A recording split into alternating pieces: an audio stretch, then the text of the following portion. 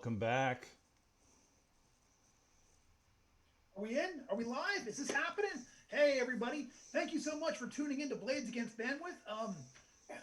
You might notice there's something a little different tonight. Why? That is because it's not because we had some people call in. No. We decided that it was time to finally feature Judge Chase where he needs to be, behind the screen. We're going to have him run an adventure for us tonight. We're super excited about it. No, Dak couldn't make it, and Carmen couldn't make it. But Chase stepped up and like an absolute hero to run for us tonight, even though we had nothing else ready, which is fantastic. So big thanks, Chase, and huge big thanks to Jen Brinkman, who came out with oh yeah, you need a bunch of first level blank mark pre-gens. So thank you hugely. And thank you for all y'all for tuning in. And if you're catching this on YouTube, don't forget to like, subscribe, and hit that bell button so we can send you some repeat business. Now, ladies and gentlemen, I'm going to give it over to my homeboy, Judge Chase. Okay. Well, we got our friends assembled. And in true Linkmar fashion, let's just jump right into it, because the first thing you guys are going to experience is a pounding headache and a complete lack of memory of what has occurred to you. You are in absolute total darkness, and all you can feel is your hands strung up behind you, manacled to the ceiling. And the groggy feeling of what is clearly a narcotic is slowly fading from your head. Saturday night. Yeah. You had me for a certain point. I was like, can't imagine. Nope. All right, I'm lost. Haley, you thought you were tired. You've never been this tired. You're trying to hold your eyes open, and just the drugs are just you're dragging your eyelids down very, very, very, very heavily. But I will tell you a couple of things that you can all see in the room. You can see 3 of your friends. Maybe you know them, maybe you don't. It's the 4 of you assembled. You can also see a wall of bars, as in cell bars, and a torch that is kind of hanging on a wall across from you about 15 feet away through the bars. Other than that, it's just dark, dank stone. What are we manacled? Are we chained, or is it rope? What is it? Yeah, you have as you twist your wrists up top, you can feel definitely the metal handcuffs biting into your wrists. But you can slide them each. You can slide your hands left and right. And so when you do so, you can kind of tell that you're likely, and you can't see. But if you look up and strain real hard, you can see that you have chains on the manacles that are going between a ring that's 8 feet up in the ceiling. But you have no idea how you got here. And you're effectively just very, very, very tired, waking out of a drug state, a torpor. But safe word. The floor is yours. Yeah, exactly. So you said we might know one another. Yeah, possibly. Take a look. What do you think? Well, you can ask. You can introduce yourselves or ask around. I just rolled to see how many of the 4 of you I know, and I rolled a D4. Oh, nice. 4 on the D4, so I know you all. Yeah. I guess let me turn this back around and said, what were you guys doing last night?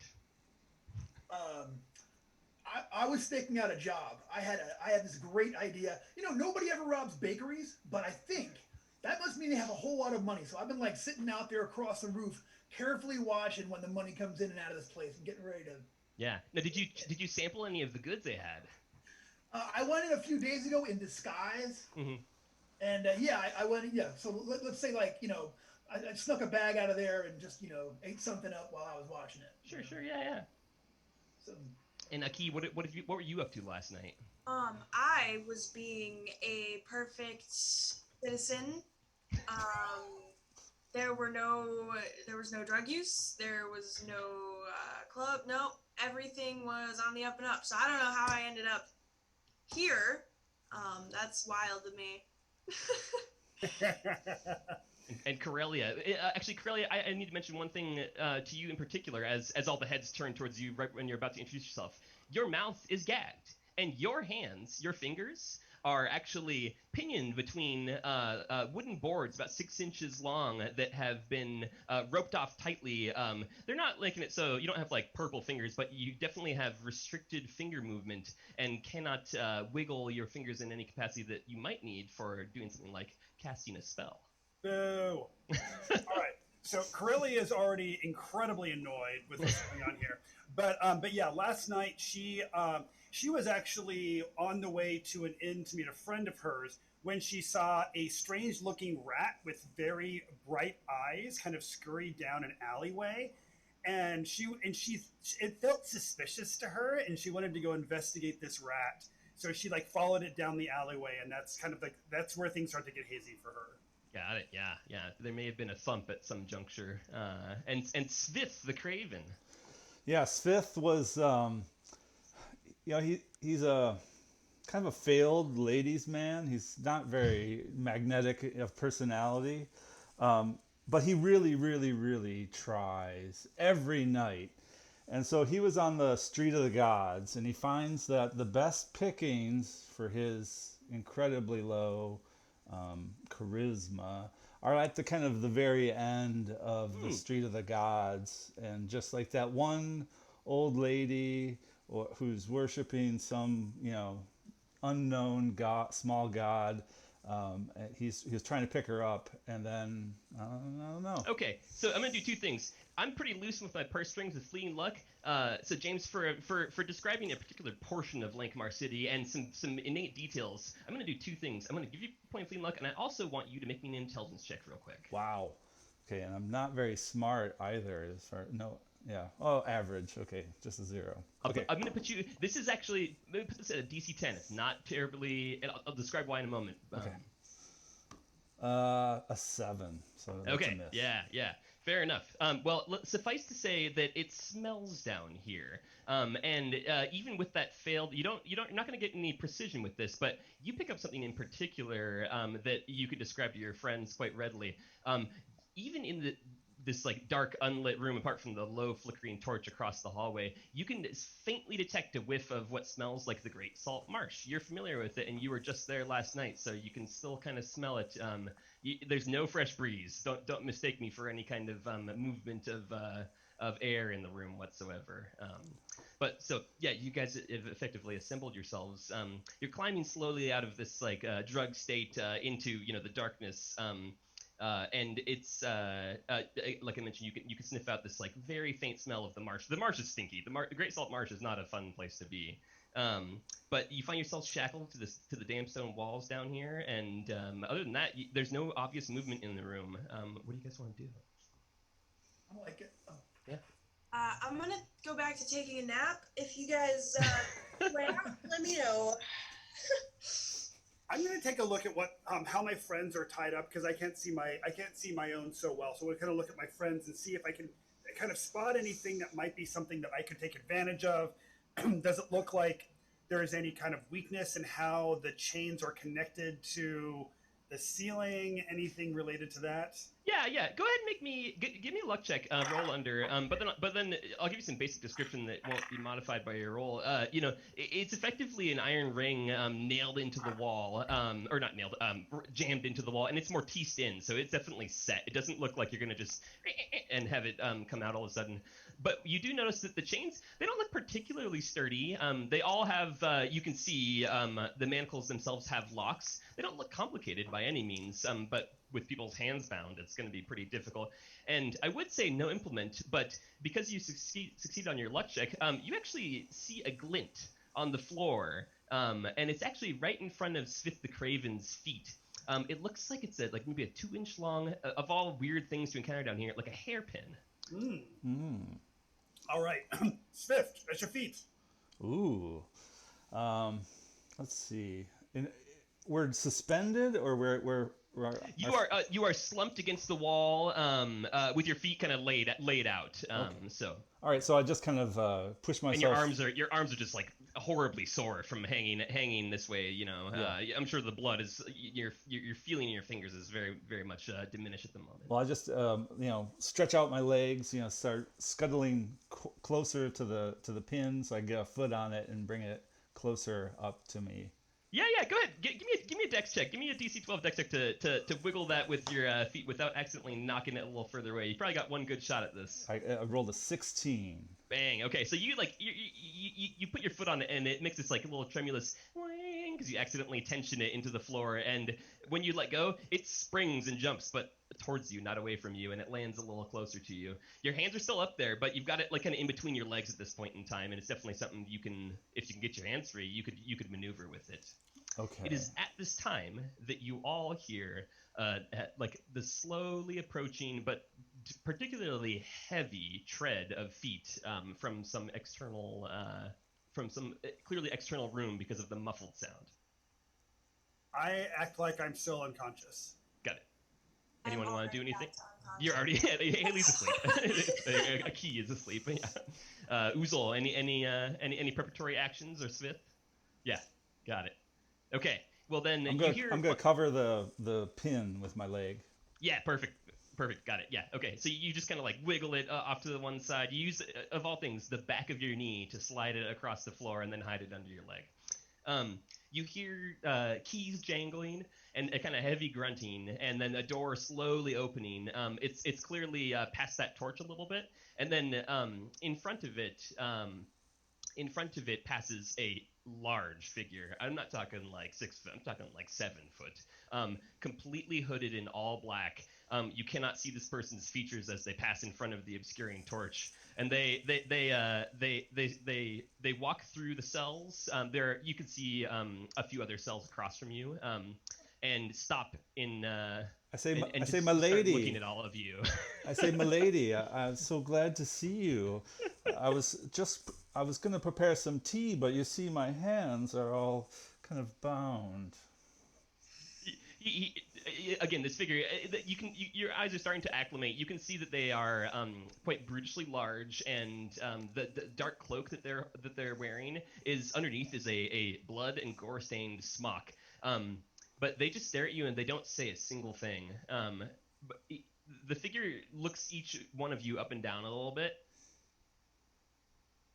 and then slowly walks out of sight and over to where that torch is. He reappears, and you see him reach over to the wall, past where the line of sight that you can. No, actually, just to the torch itself, and he pulls down on a lever that was like right next to the torch, and you hear a large click, and then he returns and slowly opens the cell door. This time he stopped to stoop and pick up 2 buckets, and he has like a very large ladle with him. And he effectively, with his monstrously long limbs, he walks over to a key and he dumps the ladle into what could only be generously described as a thin gruel. There's probably some strange gibbets of flesh in there, and it puts up to your lips and just starts pouring. You can drink it if you want to or not. He doesn't seem to even take notice that you're either feigning asleep or actually asleep. I'm gonna go with I was actually asleep at this point. Yeah. It's a very startling thing to wake up to. Totally, yeah. The stream of words that come out of my mouth are not safe for a live stream. Yeah. You son of a... and then I'm gonna start trying to kick or elbow or headbutt. Most likely headbutt if possible. Yeah. Okay, yeah, I mean your kicks are your kicks are like, you know, going up against this thing's shins. Your head is far too low, but the most important thing here is that a like huge thick arm just reaches out and grabs the top of your head and tilts it back and continues to pour gruel down your throat. You can, if you want to actually protest and try to slip out, you can go ahead and make a like a strength check to try to force him away, but. Yeah, I could do a strength check, or can I like vomit onto him? As that is my action. My goal is to just like projectile whatever he's trying to force down my throat right back in his face. Take a point, please, luck. You can hold a bunch of it, and you accidentally swallow some, and you're coughing and sputtering, but you get enough in your mouth that when he finally stops and looks at you, you see these like gaunt, like kind of drawn back, hollow eyes, a largely expressionless face. He's just like kind of nodding, looking to make sure that you've swallowed some. Now's your chance. Yeah, I'm gonna just spit it. I'm gonna try and spit, and if not spit, regurgitate as well. Like it is all coming. Yeah. I mildly controlled it first, and then just a spew of I'm stew comes remembering back. what I actually was doing last night, and just being like, okay. Yeah, perfect. Okay, so undeterred, the figure, and again, like quite expressionless. The only thing you see is a faint sign of disapproval and impatience. But he slowly, with a huge hand, wipes it from his face, and then it takes a ladle of water and just splashes you with it, and then he moves over to Karelia. You are gagged, and he sits and stares at you for a minute, just looking you up and down. He slowly reaches towards you and picks the gag out of your mouth. Let's just say it's a ball gag, and he puts it down. It's resting by your chest, and he prefers the ladle towards you. Now, even though my hands are bound, am I able to get off some magical words that might just be at a lower die in this situation, or no? Yeah, no, I'll let that fly. What spell are you trying to cast? Okay, so here we are in the dungeons, and I've got my animal summoning spell, so I want to get a bunch of rats to come in here and help me out. Okay, yeah, got it. I think I'm going to put you down to a D16. Just drop you one. I'm not sure. We're not calling out any particular somatic components here as necessary, but take your D16 and run with it. Perfect. No. In fact, I lose this spell for the day. But I start sputtering some esoteric madness. Oh, by how much? I have a total of a 4. Oh, so by like a lot. I rolled a 2 and I have a plus. Maybe we can bump the. No, okay. No. Yeah. Well, as quick as you can, recognizing what you're doing, you get a hard clap to the face. No damage distributed, but you get a hard slap to the face, and he quickly replaces the gag, and then just takes the slop and pours it on top of your head, and shakes his head, and I start cursing him with my eyes. Yeah, you can see his mouth moving, but like he's not fully opening it at any point in time. And no sound. You get more anger from that, and I actively vomited onto his face. Like, I don't... You got more of a reaction than physical vomit. Yeah, he's getting tired of the entire situation. Can everyone give me an intelligence check, please? 11. And 17.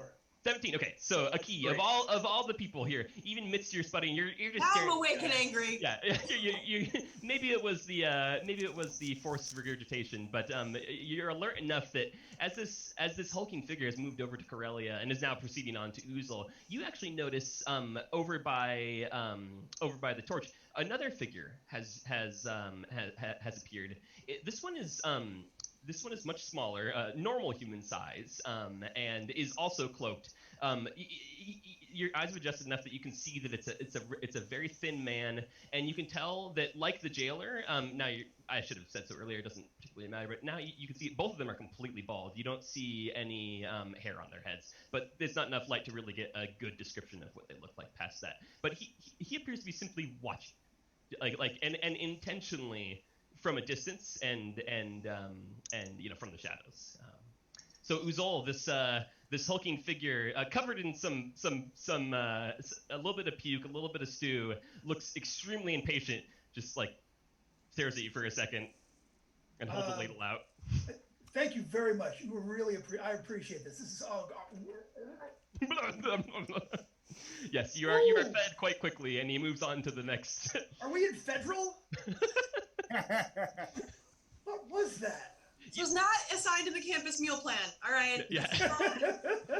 I should say, every one of you who has responded to him, everything you said would be enough to elicit a retort or reply out of any normal person. But they appear to refuse to make any kind of acknowledgement to any of your remarks. Svif, they move over to you, and slightly mollified by Uzol's accepting of the ladle, looks halfway between very angry and just wanting to get this over with, and prefers you the ladle. Oh, okay, but first I have to come on to him again and say, okay, yeah. Oh, my lady, I didn't get you anything. Perhaps you could free my hands, and I could also offer you a sip of this ambrosia. You see him just merely shake his head, but I am going to give you a point of fleeting luck because I love any character development. I want people to get into their people here. So actually, you know what? I'm not going to give you a point of fleeting luck. What I'm going to give you is the banter token, and I don't think that Blades of Bandwidth has done this yet. The banter token is a token that can be passed around between players. It's in the Linkmar rulebook, and I believe it gives you a D3 if you burn it. And you can get it back really easily by just bantering. So it's to encourage banter, but it acts like fleeting luck. The holder can burn it at any point in time. If you don't use it and someone else gives an entirely witty remark, they might get it, and you guys can dispute amongst yourselves and banter, to up the ante to kind of wrest control of it. So take the banter token, so you can burn it for a D3 at any point in time. But barring the obvious lack of their compliance in letting your hands free, they begin pouring soup into your onto your hopefully open mouth. Otherwise, it will dribble down your shirt. And I make all sorts of like moaning and sounds of enjoyment. I'm like, oh. Some Cenobite stuff somewhere between pleasure and pain. Okay, yeah. Sounds good. Now Chase would find this highly entertaining, but the jailer in front of you, grim as ever, simply collects the buckets, stands up, closes the door, exits the room, and you hear again like that lever moving. I guess Aki, you're the one who can probably has the best eye line on it.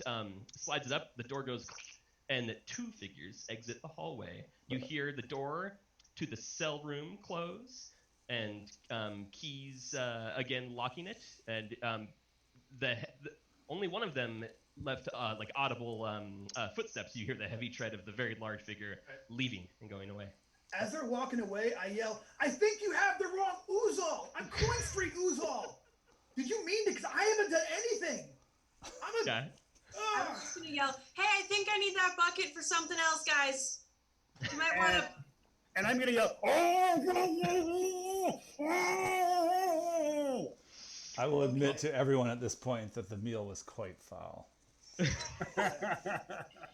Yeah, it did. You don't feel any kind of toxic effects or anything like that. It did appear to just be something, some slop they served to prisoners.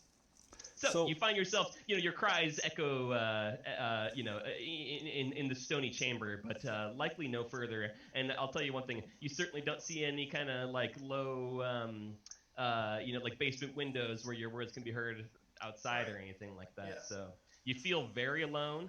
And it's quite depressing in here. So you mentioned something about the hairpin that it was very springy. Mm-hmm.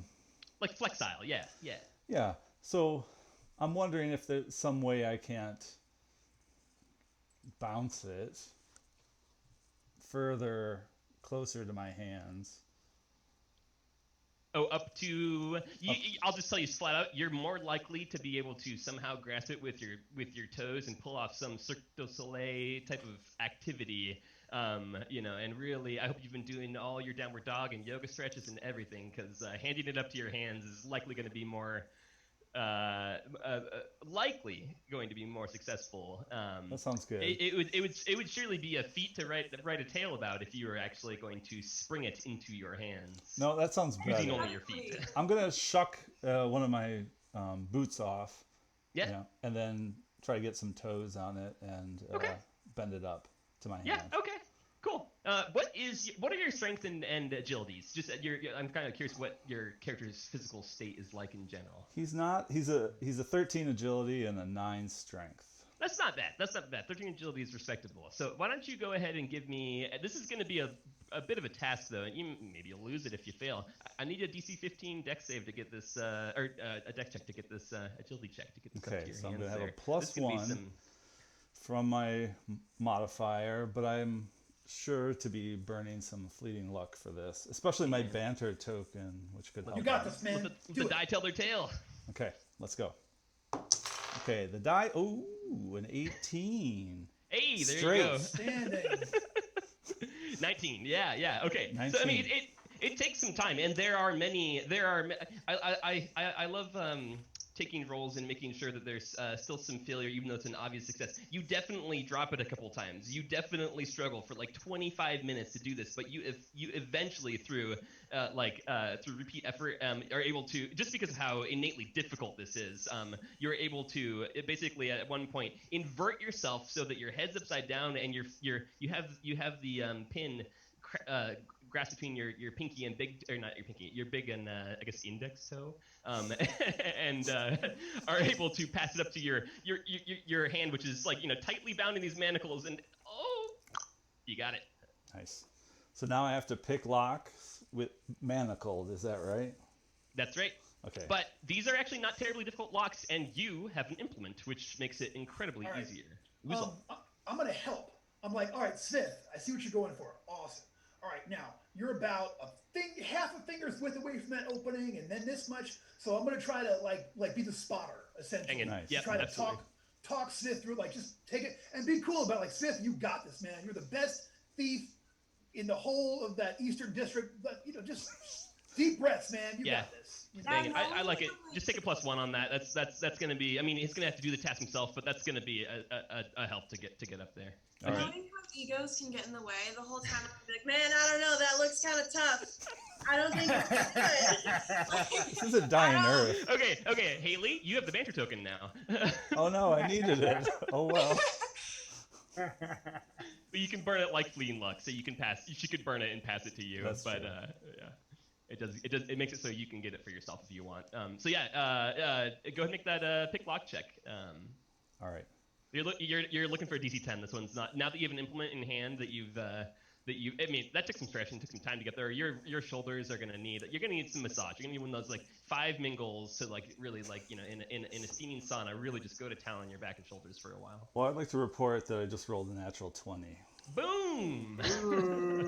Okay. So take in your face. So take a point of fleeing luck because you scored in that 20.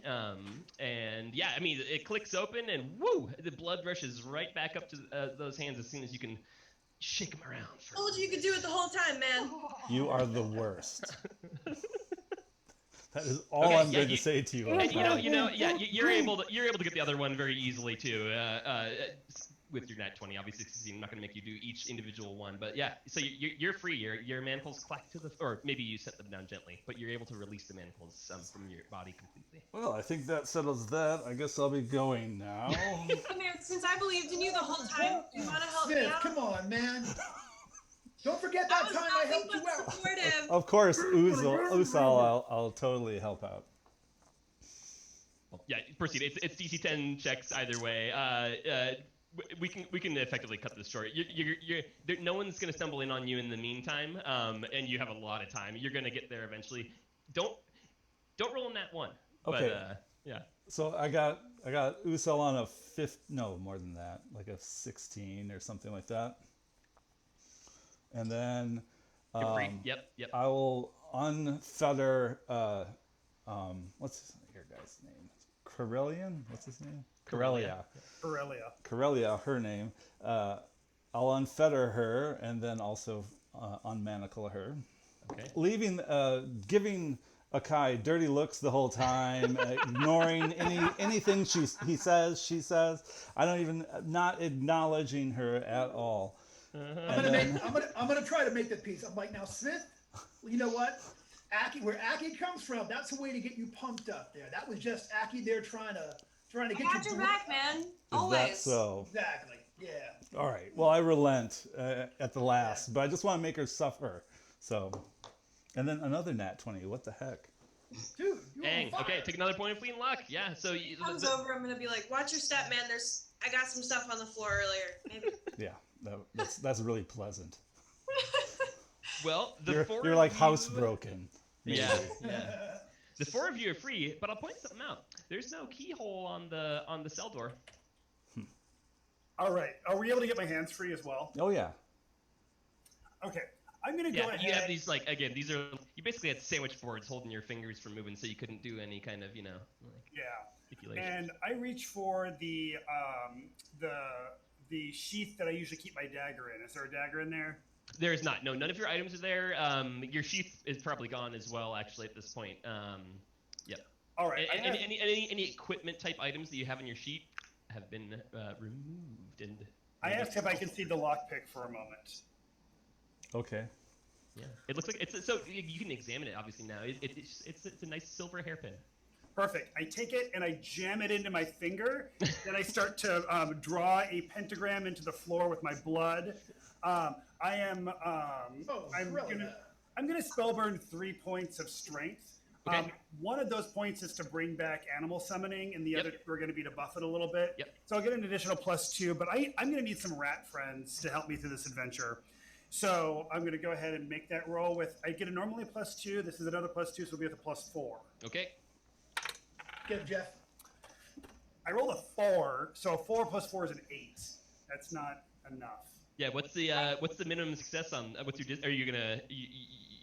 So you guys have an active. Haley has it, but I was gonna say I have fleeting luck and a banter token I can toss your way. I'm pretty sure that's 4 points total. Yeah. Well, yeah. You'll you have can to roll the die D3 for the banter token. And you know what? Once you roll it, you've burnt it. So, but again, you guys just need to talk crap to one another to generate another banter token, or to someone else. That is a skill of mine. That's why it's a great Lankmar rule. You know, thumbs up to Mike for this one. So. Yeah. So I got a 3. So 4 Okay. points your direction. Okay. So I got 12. the minimum result, which is going to give me 1 animal for up to an hour, and it'll obey normal commands. Okay. Yeah. So should have a little rat friend. Okay, yeah. Ooh, like perhaps it crawls out of your sleeve. Perhaps it, wriggles forth from behind your hood, or your hair. But somewhere there are no obvious rat holes. Somehow, Karelia now has a small rat. Outstanding. Perfect. And you said that we're behind bars, but there's no obvious keyhole. Is that you said? That's right. Yeah. So you did see, and a key saw this one, I believe.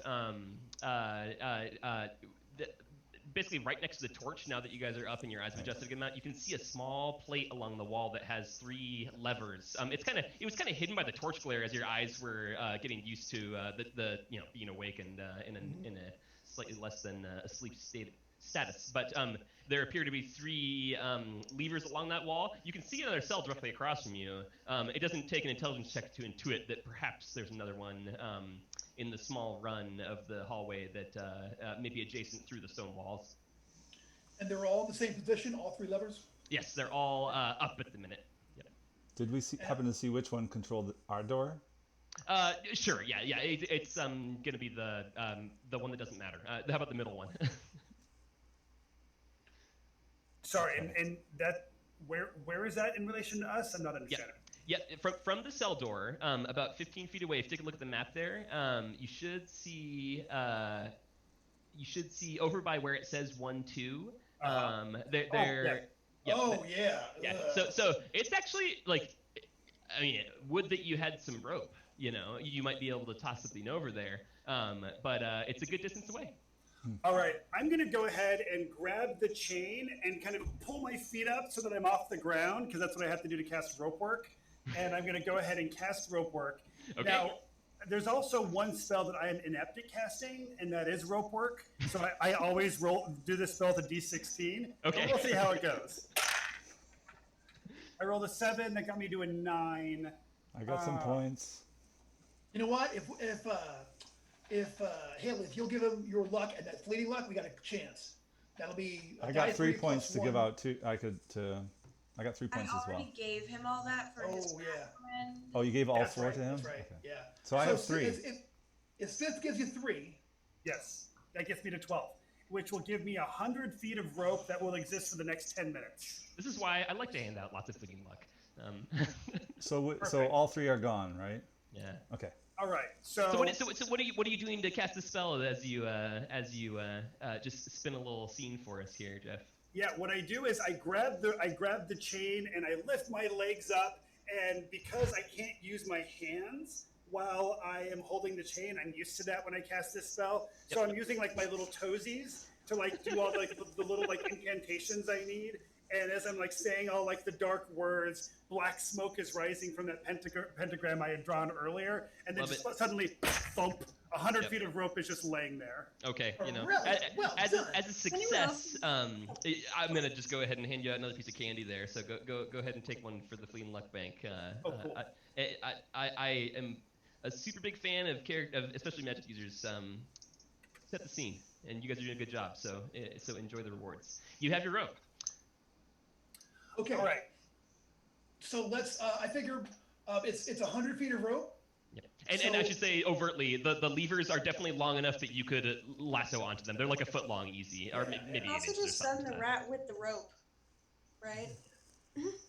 Yeah, and but the rats can't like scurry up walls. Like how high up are the levers? Yeah, like a good 5 feet. They're like chest height, you know, and probably wouldn't be able to scare up a wall with the rope as well, because rope gets heavy the higher up it goes. So because They're you're good holding more of it jumpers up off the though. ground. They could jump from the desk to the lever.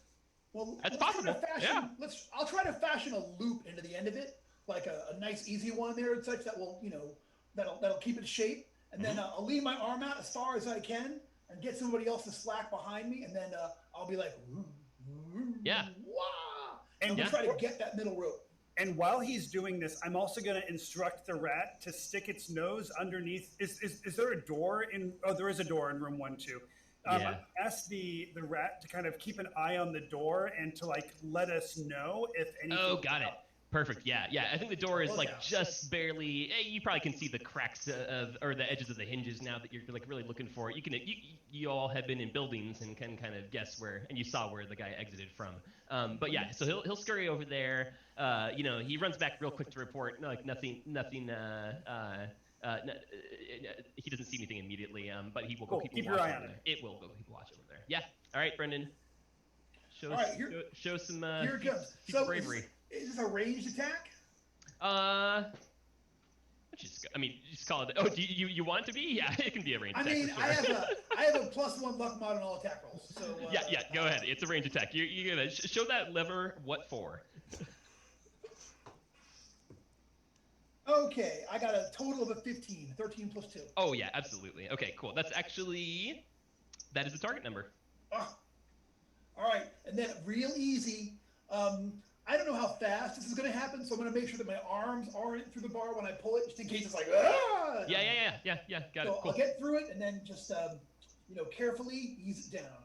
Okay. Yeah. It just you with gingerly held breath, you tighten pull until the loop is tightened a little bit, and then just slowly edge it down. It's oiled to the point where it works well with no big like lurching or anything like that, and slowly as you move it down, you all hear a very loud click, and the cell door appears to be something you can swing open and close. So my fear is that they will hear this, or they will have some kind of indicator that will let them know that this is happening. Yeah, so it's not that loud. I'll say that. I don't want to. Yeah. Make you think it's a very loud thing. Yep. It could jingle a bell or something in there. Sure. Yeah. So just in case, I'm going to run across the way to that other bar and get there where if somebody comes out of that area, like to check on us, I'll be behind them and I can jump on and get them with them. Gotcha. Cool. No one comes out. And even going so far as to say that you tenderly listen closer to the door. You think you're alone. It's pretty clear to all of you that you've slipped your cage with no one noticing. All right. Is anybody in the cell next to us that we couldn't see into? No, they are all empty. There are some bloodstains on the ground. There are effectively no other. There's no equipment or anything like that. So like yourselves, you kind of guess anyone who's been here probably was had their items lifted off of them. And what's going on with this table and chair setup? Yeah, it looks like it's just somewhere where that it's a big table, big chair, and it's clearly suffered the abuse of someone who's very heavy sitting in it. But you think it's for monitoring the way it's set up. There's no drawers in the table or anything to that effect. But yeah, there's a stout banded door that's on the south wall. It does look to be like recently repaired and reinforced in good condition. It has a keyhole that you could attempt to pick. I would like to go ahead and flip this table over and break off a table leg, so I at least get some kind of a weapon. Got it. Sure. Absolutely. Yeah. It takes a few moments. No big deal. And you know what? There's 4 of you and 4 legs to a table. So. Everybody gets a club. I was just gonna say let's break stuff and mess this place up, but I like the productive use of it as well. I like to imagine that this guy like just had a chair and then he begged his boss forever, like, please can I have a desk, please can I have a desk. The guy finally gets and then we come in and we're like, nope. Yeah. Teach you. Okay, so All right. So, hey, there's a door over there, guys. I'm gonna go over and listen at it. Okay, yeah. Go ahead and make me an intelligence check. I got a total of 7. Yeah, you don't hear anything. Pretty heavy door. You hear the sound of an ear pressed against wood grain. There's a little bit of rustling. Maybe your ear hairs are a little long. You might want to get to that. It's like the Is sound there of the room ocean. for the rat to scurry underneath the door? No. No, it's actually pretty. This room looks like, and again, that door looks reinforced, like somewhat recently. It looks like it's meant to be a very secure environment to hold people prisoner. So it's actually relatively flush. It's not like seamless, but there's like a quarter-inch, half-inch gap at max at any point in time. Rats can get pretty pancakey flat, but this one gives it a couple goes and it backs its little spade head out backwards and shakes at you. Well, this doesn't look like any kink dungeons I've been in. How about you two? Oh, I think I was in one like this at one time. I've been trying to get an invite, but they always bring Tall Uzol as the guy that always gets to go. I don't even want to get into it right now. It's ridiculous. Not slippery Uzol? No, well, one time, but then. Yeah. All right, so y'all. let's try it. I'm gonna try the door, see if it opens. Yep, it does not. But you remember hearing it being locked when they were leaving. All right, Smith, you want to give it a shot? Oh, the honor is yours. I hand him the silver All right, pin. I will carefully, I'm thinking Karelia the Unclean. I'm looking up at this bloody pin thing. I'm like, yeah, okay, 1 second, just a second. Yeah. No offense, Karelia. I mean, no disrespect, but it's bloody and nobody wants that. All right. All right, I am going to try to pick that lock. Okay, give it a go. I have got I'm trying to find my number here. For picking lock, I'm a +2. Here it goes. Come on. A total of 17. Nice. Yeah, that's it. So, yeah, it takes a couple minutes of fishing in there. It's not a perfect lock picking. You only got the one, but you're able to isolate the mechanism. It's like a 2-pin system, right? You push it up and then just tensioning it up. You slide it a little further in there and wiggle the last one up slowly. Hear that click that all thieves love to hear. And, you had your hand on the door, tensioning it slowly. Right. Nicely done. I will hand this back to Craven. I figure it's your find, man. So, and then I will crack the door a little bit and take a peek through. Okay, the first thing you hear is echoing from somewhere distant, like a scream of agonizing pain that is just finishing. And I'm not talking like next room over. I'm talking like through stone, perhaps. But you hear it loudly and clearly as you pop that door. Let me go ahead and reveal to Someone's you. having a wild time. Yeah. I'm gonna look at where my watch is being go. Oh, they started without me. So, Brendan, let's say you poke your head around the corner just to get a little bit of a look-see, right? And as you do so, you can see that this is a long stone hallway with other cells. These ones look a little different, even from around the corner. You can tell that these cells look a little different. It's dark in here. There are sparse torches. Something is weird about the walls in those cells, but you'd have to get closer to get a better look. But the scream of pain, you think you heard from past the end, like far away past the end of this corridor that you're looking in. And did it sound like it ended in a death rattle, or that it ended because the torture had abated? How familiar is Karelia with death rattles? She's a black magic, so I think she's been around a ritual or two, sacrifice or two. Then she's pretty certain it was one of them's. Ah. Yeah, Tony said ended with a giggle. Yeah. Ooh. Don't stop. So it was quite an arresting sound, so and again, this door that you just opened was very thick. It was isolating you in this dark dungeon. That's what you hear, Brendan, as you and you can come back in and report to your buddies what's going on. Yeah, I will come back in and describe what I saw down there. 2 cells. Can't see them. The walls are weird. Things down there in the waist. I don't know. I'm going to ask my little rat friend to scurry ahead and let us know if the coast is clear. Yeah. Okay. So where are you directing them to go? Just for me to learn, because there are cells that are just barred, right? So you could direct them in those, and you have the map as described to you, and that you can see there. Yeah, I'm going to have him go down the length of the hall, all the way until that that second little arrow pointing that way, and then have him come back. And sure, just and let me know if there's anybody in the cells or in sight.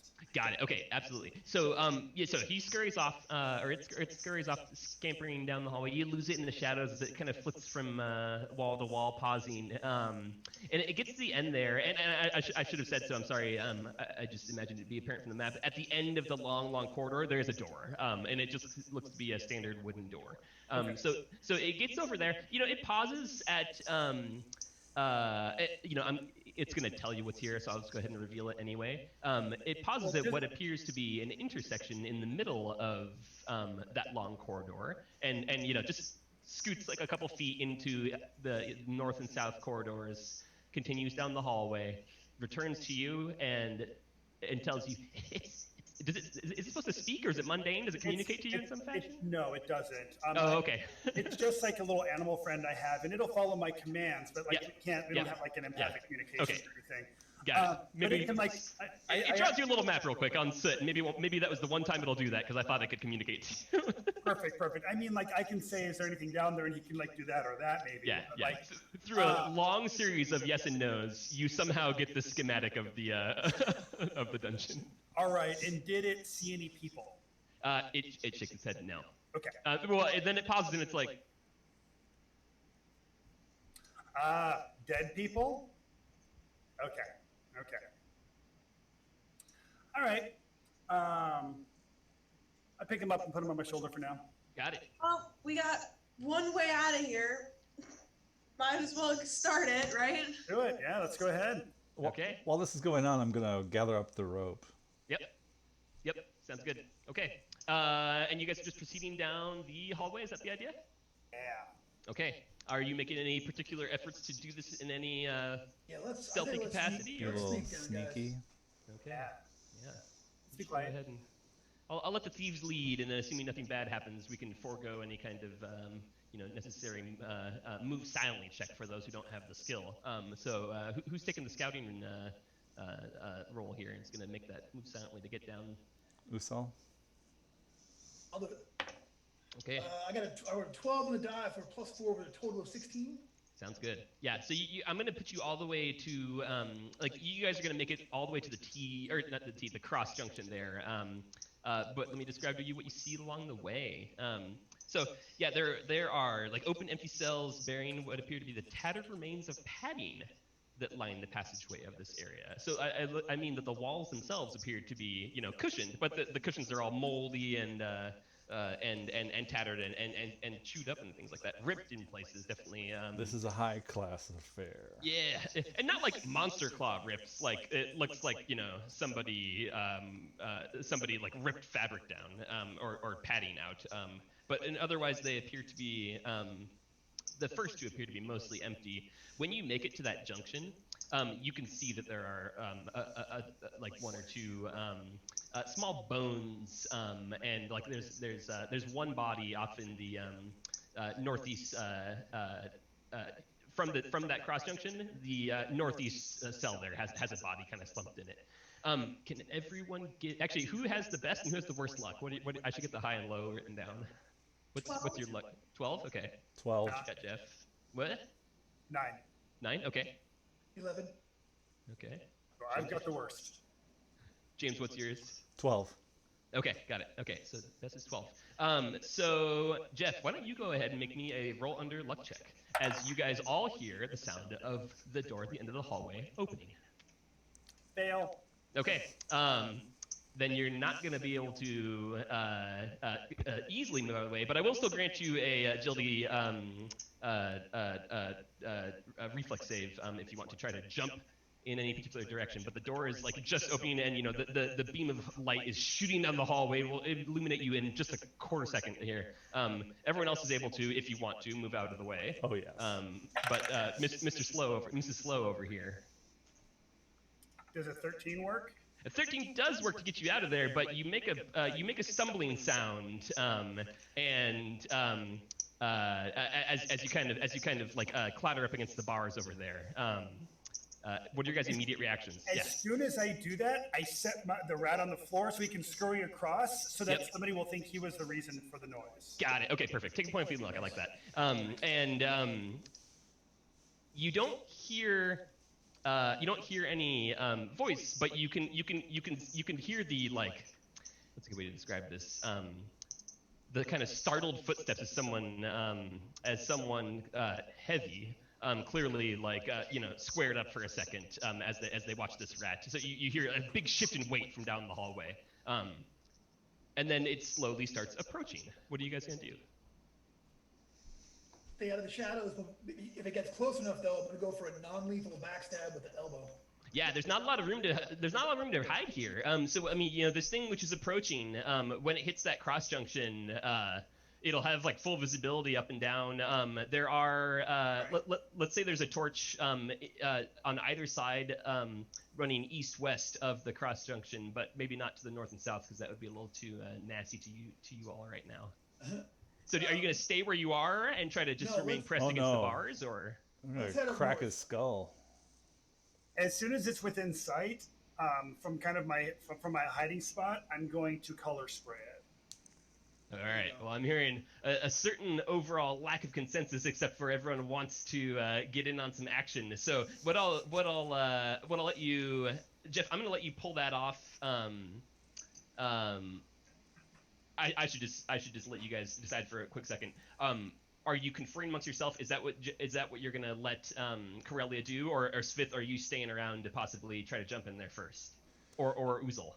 I'm not having a conversation. I didn't figure we were talking, but I am clearly getting ready to cast a spell. Yeah, I was just gonna say, like, if it gets close enough, kneecap it. But if other people if I see everyone getting into position, I might kind of back out and let it. Yeah, I guess what I'm trying to say, there's probably only room for one person to remain hidden close to the end there. So if you guys are jockeying for position as this thing is trying to slowly, move through the hallway, if we wait at the cross section. Right? Can't we have like people on either side technically? Yeah. Oh, you sure can. You'll definitely get seen as it approaches. So just to clarify, the way I'm envisioning this is when I hopped around the corner, I don't want to be within arm's reach of this guy when he's visible. Got it. Okay, so you're out of the way. There's room for one person to hide and like get an elbow. I'm kind of down around the corner a little bit. Yep. But as soon as I can see him, then he's getting color sprayed. Okay. And Uzol or Svif, it sounded like one of you two wanted to kind of jostle to be the person waiting within melee distance to strike a hidden blow, right? I'll let Svif do it. All right, Svif. Okay, cool. So let's get initiative. I'm gonna get you those two. Based on your initiative, you guys will jump in front of one another. But you'll get a surprise in on this person. This is definitely intended to be kind of a backstabby type attack. Yeah. All right. Oof, damn. It was only important because, Jeff might color spray you all. Right.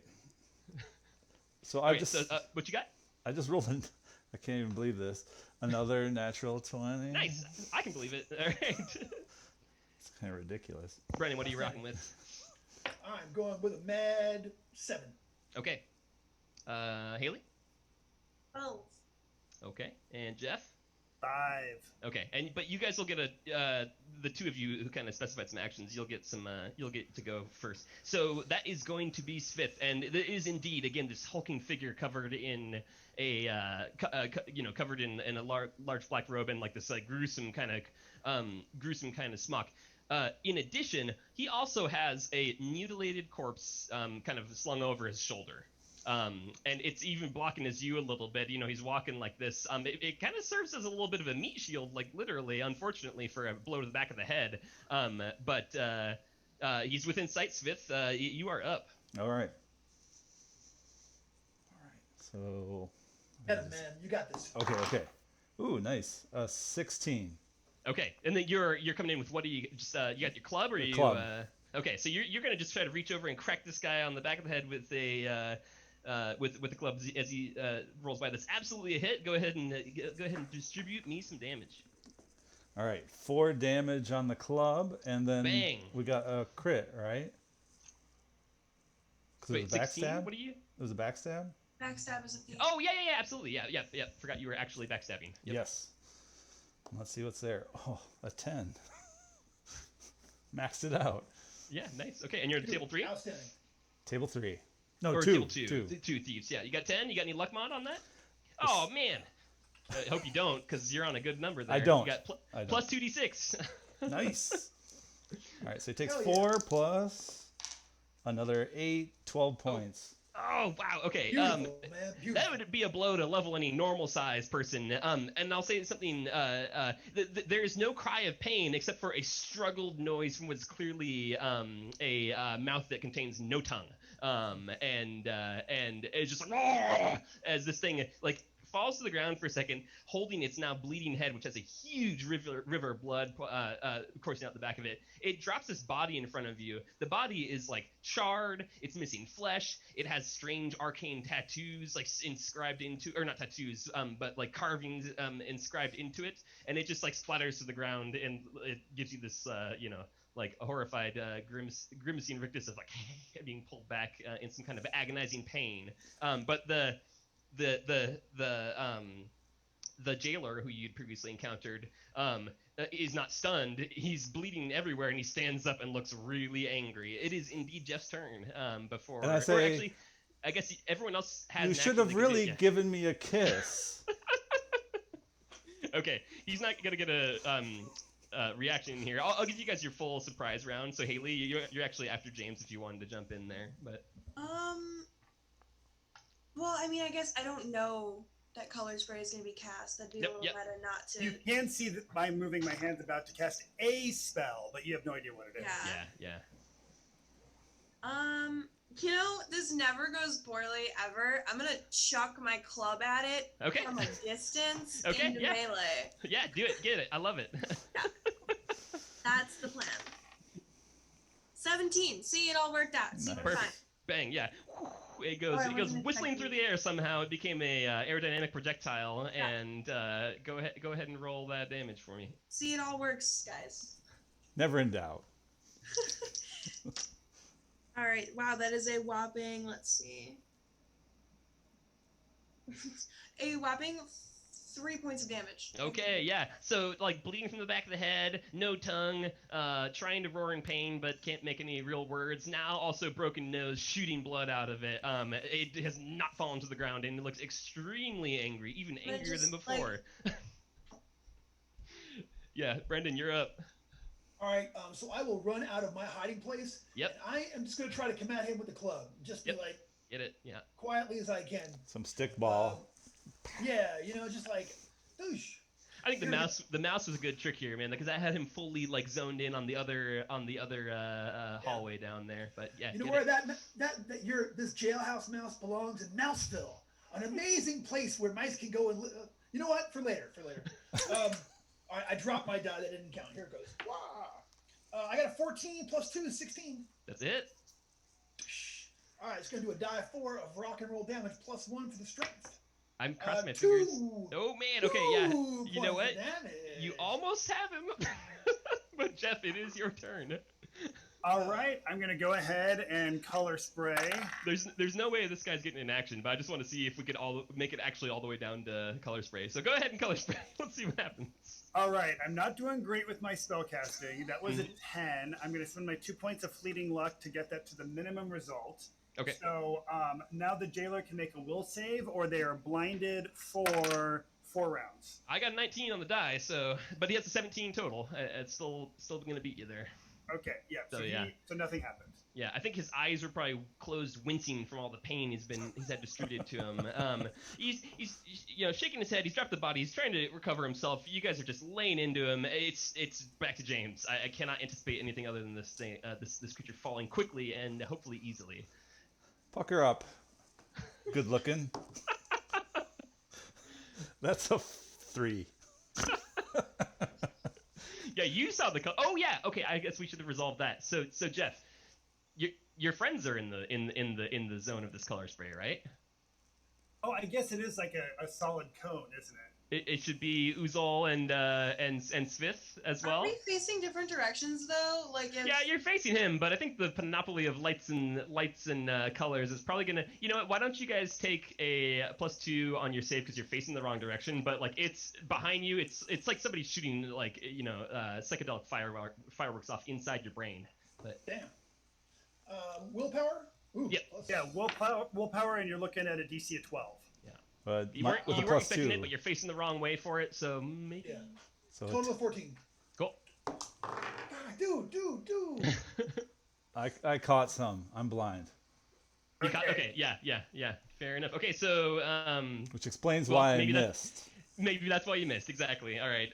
He does get an action. I'm so happy. Go ahead. So I rolled a 4 on the D4 for him. Would that apply for everybody 4 rounds, or am I rolling the D4 separately for each person who's affected? Just to speed along, we can say it'll because he's not going to last 4 rounds. Okay. Let's say that it applies to everyone for now. But he does get an action. I'm even using my player die, which are the hue die, and they're usually pretty hot. I didn't get my DM die, which somehow always roll lower. So who's closest? I think it's Mr. Brendan, isn't it? Is Uzol? You the last one to run up and take a crack?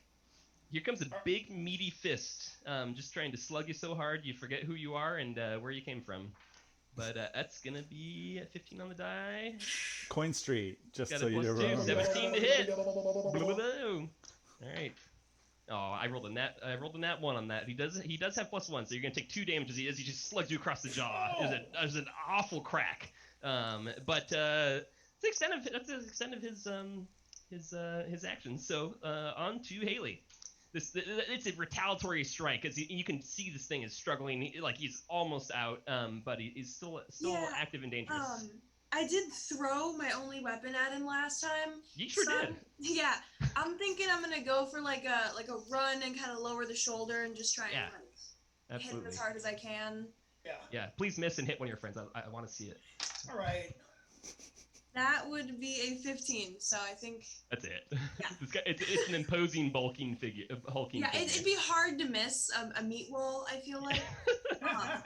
Hey, I've seen players do all kinds of things. I was going to say, definitely I'd be the one to do it, but how much damage does a shoulder do? You know what? He's got a massive 1 HP left, so let's just go ahead and say enough. So you shoulder him, and this guy was he had overextended on his punch just enough that when you come flying by, you hit him on the button, he's out, he's snoring, he's down, completely unconscious. So I mean, yeah, if you didn't intend for it to be lethal, it can be a broken neck as well. So it's your. Oh, guys, sorry, I meant to just knock him down, but I'm just. Your call. Yeah, too strong over here. I didn't. No, that's just me vamping to the group. Got it. Yeah, he's dead. Definitely meant to kill him. Okay, cool. Yeah. Bleh. Yeah, and so you don't. The door at the end of the hallway has under its own weight slowly closed. You don't hear any rush of footsteps approaching or anything like that. You appear to be. It was a pretty quick little scuffle. 10 seconds of flurried blows. You don't hear anyone running after or any bells ringing or anything like that. You appear to be on your own devices. So before we continue down the hallway, I, for one, would like to look through its pocket while my rat friend takes some nibbles on this fresh meat. Yeah, absolutely. Because you move the robe aside, and you can see underneath this smock, this jailer has a belt, and in that belt, he didn't have time to whip it out, but he does have a cudgel. So you can go ahead and loot that if you'd like. It's a D6 for the cudgel. Who looks the toughest of these other 3? Yeah. And there's more, Jeff. There's also a sheathed dagger as well as a key ring with some keys on it. You see 3 different keys. Perfect. I will show them the dagger and the keys and put them in my pocket. Okay. And the cudgel to whoever has the beefiest biceps. Yeah. Oh, Jeff, there's even more. Sorry, there was another paragraph. He also has a sack on the back of his belt underneath all these robes and things. And are you ready for this? It's got stale, crusty bread. That's my favorite snack. How did you know? I go ahead and let some out for my rat friend, and then ask anybody else if they'd like some bread. Okay. If you tried to feed me this instead of the gruel, there would not have been vomit everywhere. Yeah, his response to you is exactly what you expect. For the cudgel, I am a warrior, but I'm also a very weak warrior. I have a 12 strength, so if anyone can beat that, feel free to take it. Yeah, Does anybody have a strength higher than 12? D-die. Oh, You got all it. right. Deep dive, that is true. You Yeah. keep it. I'm not basing it on that. I'm basing it solely on biceps. Yeah. So is 12 our I'm highest? like trying strength? really hard. I'm like, okay. Yeah, push it up. Yeah. Yeah, I hand it to Aki. Okay. Okay. Yeah. So what do you guys want to do now? I hand it to Aki and I say, lead the way. And with that, I'll go first. I'm happy to lead if we don't want a thief to go first. Yeah, you get some pretty obvious north, east, south options, and there's a bunch of cells around. But shortcutting just a little bit, taking a cursory glance up and down the hallways, they appear empty apart from the one body that was kind of stuffed up in the northeast cell from the cross junction. And Jailer came from the east. It came from the east, exactly, and there's a door at the end of that hallway there. There's also a door at the end of the southern hallway, but not the northern hallway. I think east is our way out then. Yeah, seriously, if he came from that way, we're gonna have to. Let's do it. Cool. Okay. Fair enough. Who's in front and how you doing this? So you approach a wooden door. Should I kick it down? I could totally kick it down if you guys want. No. Let me go over and listen at it. Yeah. Yeah. Okay. Go ahead and make an intelligence check.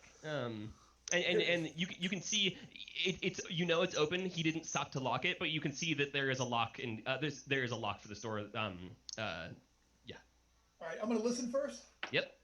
If it's an intelligence roll, I got a 9.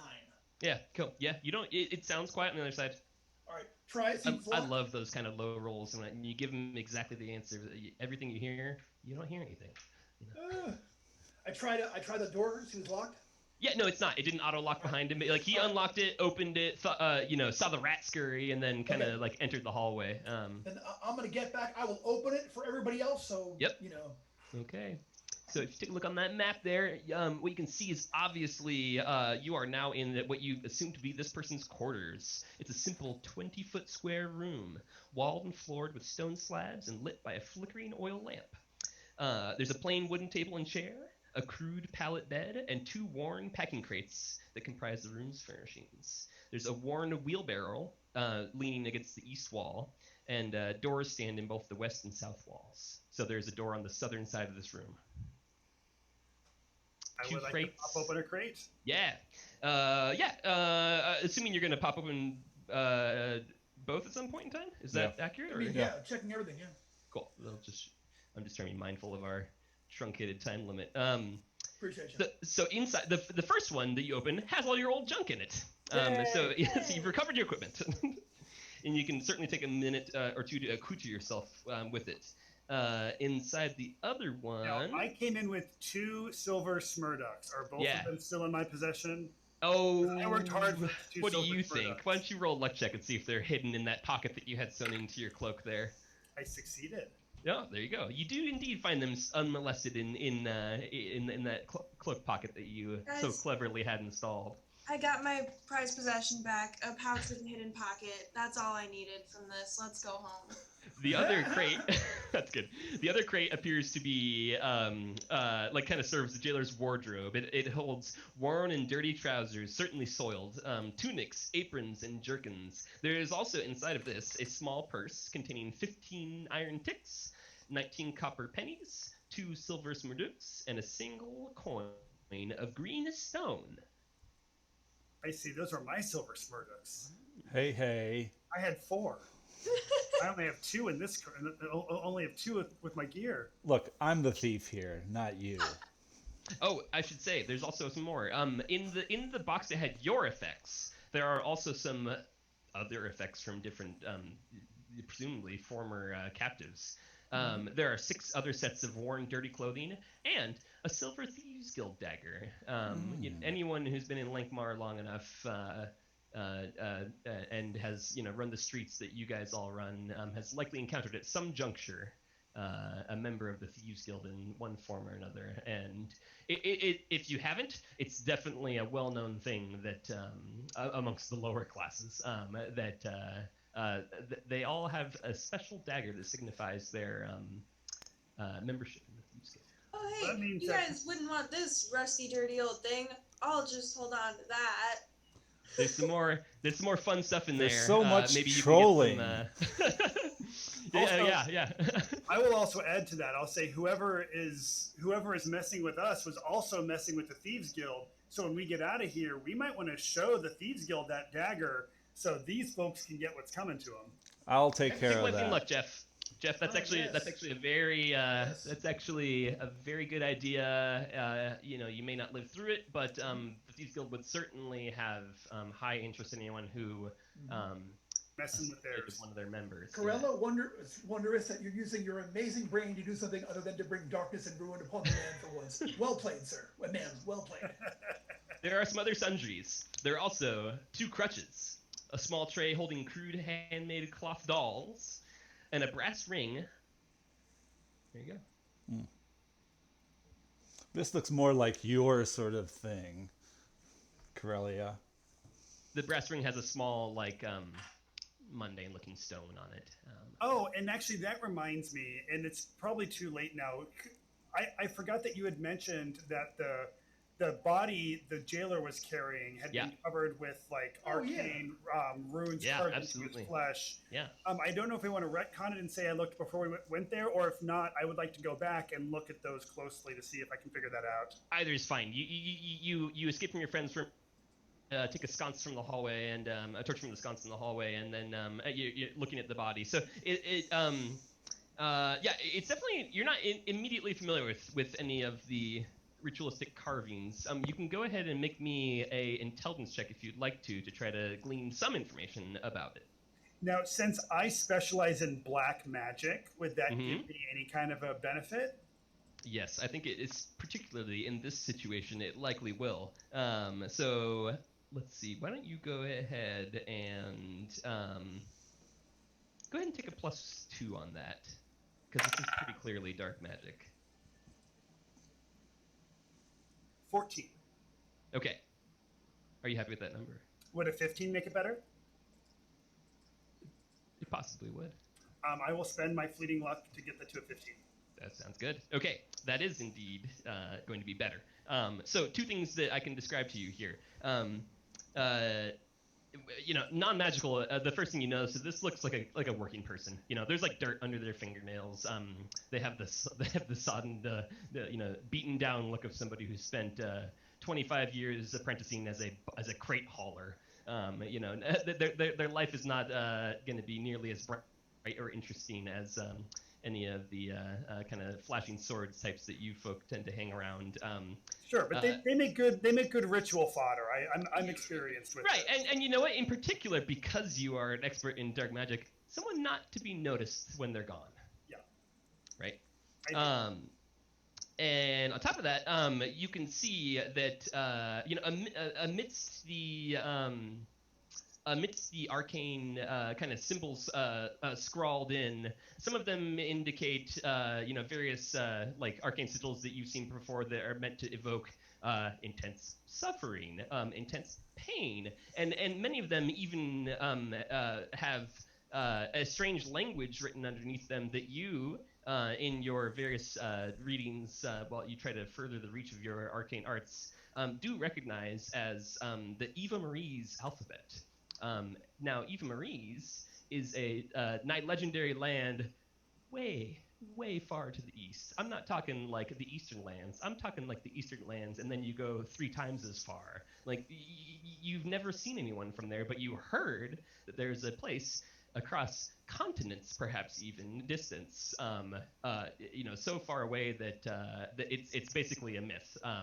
But there are all kinds of things to back that myth up, like various sorceress spellbooks that you've encountered in the Great Lake Mar Library and other type places. So it appears to be that's perhaps whoever inscribed these things uses that language to some effect. I am going to attempt to memorize what these carvings look like. Yeah. I would like to try to carve them into somebody's flesh in the future. Got it. Okay. Yeah. Reasonable. Yeah. You can take a. There's some old. There's enough wall grime, and you have some recently. You can go purloin some of the old. Actually, clothes from could one I use my dagger to cut out the flesh and keep it so that I can copy it later? If your friends aren't going to stop you, then you sure could. I lean over. I'm like, is this going to help us get out of here? No, I promise. Okay, because that's nasty. That's categorically nasty. Never get between a wizard and his necromancy. Yeah. Hey, Karelia, you know I respect you. We worked together before. Absolutely. Just making sure this isn't just tourism. Oh, no, this is fine. And when I'm finished peeling out that piece of skin, I'm going to reach in and grab a piece of flesh and hand it to the rat to eat from my hand. Okay. Greedily nibbles it away. Yeah. And this is when the second vomit of the night will occur. Yeah, off screen perhaps. Your rat greedily nibbles it because, you of course only summon the darkest and evilest of rats. Oh, of course. Yeah. But Chase, just in case, I'm going to get next to the door to the south wall and be there with my dagger in case someone comes in. Sure. Yeah, and while you're doing so, you don't hear anyone approaching. You think you took this person out under stealthy enough circumstances that there's no alarm that's been raised. You don't hear any kind of sounds of footsteps or any alarm or of any sort. Cool. If I don't hear anything, I'm going to actually go and look under his sleeping pallet and see if I see anything in there. Yeah, you flip it over. Apart from an oily stain from perhaps months or maybe even years of him residing here and never moving it or cleaning it, there's nothing hidden under. Even the barbarians of the north changed their rushes. Yeah. Now, I don't imagine that a bedroom would be on the way to the outside of this place, but there is a door, so I figure while we're here, we might as well pop our heads through it. Yeah, fully. Yeah, cool. Are you doing so? Yeah, I'm going to go ahead, and I know all the thieves like to listen and touch the door and spend a while groping it. I'm just going to put my hand on a handle and turn it like you're supposed to do at the door. I take exception to that. I always treat every door like a lady. Yeah, I resemble that remark. So for your bravery, Jeff, you're rewarded with the sight of a stairwell that appears to be going upwards as you breach the doorway. It clearly leads into a small, just like 10 by 10 foot landing, and there's a stairwell that looks to go up 10 feet and then turn the corner, and then you presume continue further up because the up the first 10 feet it's just a blank stone wall. Well, that's promising. It is. Shall we head up, or is there more you'd like to do down here before other guards come looking for us? More we'd like to do. You're the one cutting off people's skin. Let's get out of here. Yeah, let's go. All right, cool. So you guys pad up the stairs. I've revealed it on the map for you there, and let's see. You get up to yeah, the second set of stairs, again, it turns around, folds in on itself and flows the other direction, and it goes directly up to another wooden door right at the top. Chase, before we go up, yeah. You know what? I'm actually going to squash, putting it down. Nope. Nothing. Look around the edge there and look up, make sure there's nobody coming. Look around the... Oh, yeah, got it. Yeah, no, that's fine. Yeah, you do so. There's nobody up there. The only thing coming at you is the inevitability of another doorway barring your exit. And what about the giant foot that's on the landing that I see in the picture? Oh yeah. Can we look up and there's a weird dark oily stain in at the stairwell up there, and you stare at it for how much time do we have left? An hour and 39 minutes, and nothing happens. You want to hire some kids to go whistle if they see anything? Y'all want to head up? Yes. Yes. Okay. So you guys pop the door, and that means I need to. Okay, you pop the door open, and you enter a let's see, basically a crosswise room. And it's just a. You can even go so far as to walk into the middle of it. It's generically blank. It is a stone four-way hallway. There's a door to the north, door to the west, door to the south. And it's lit. You're no longer in the on this level. There are torches in each room, such that you have like full visibility, unless you douse them. Downstairs was like decidedly dark with like one torch in the jailer's little flop room. But up here it appears to be well lit, as if inhabited, perhaps. But you, that's so basically you just have a three-way fork in the road to choose. And all these doors are closed? They are all closed. Do any of them look different in any way? Go ahead and make me an intelligence check as you look around. 5? Let's see. No. All right. Do we hear sounds coming from any one direction specifically? Make me an intelligence check. And are you gonna go listen to any of the doors? Tell me which one you're gonna listen to if you do. I'm just gonna kind of stand in the middle and see if anything is pulling me in any one way. Yeah, Not gonna spend like too much time, but yep. That is a 13. Yeah, that is enough to just hear something. And it's kind of it's a little it's muted, but you can hear what sounds like just a kind of rhythmic a rhythmic sound of something hard, kind of clunking into wood. It's like going chop chop chop chop chop chop chop chop chop chop. And which direction was this coming in? The north. North. I would I'm also gonna like, vote we don't go north. I would like my little rat friend to smell at the doors and let me know at each door if he smells people smells. Yeah, got it. So you put him down, and he moves to the south door, and just kind of like, and just moves off. Were you asking him for like the smell of sweat, as in the body, or human smells, like the smells of civilization? And which one are you kind of shooting for more there? More the second. But got it. Okay, yeah. Also, do you if you smell people behind the door, awesome. But also, do you smell things like cooking and things like that? Yeah, got it. Okay, so basically, he nods yes at all of the doors. But the north one, like his little beady red eyes shoot wide, and he's like scratching at the door, like sniffing and nodding his head vigorously. And he comes over to your he comes over and starts to climb up your robes there, and where are you holding that bread? Wherever you're holding that bread, it tries to run to where you stored it, and pulling at the pouch or in your hand or what have you. I give it some bread. Okay. Yeah, he's like eats it and then just kind of gestures. Its head goes back towards the north door. I think we need to go to the north door, friends. I don't like the chopping sounds or the smell of blood and body. I think any other door is a solid option. But that's just my humble non-black magic opinion. No, Not to be that person, but I'm normally up for some good food, but the way that porridge tasted was not. This man is not a culinary genius. Let me just say that. I'm with ya. I think we need to go to any other door than the north door.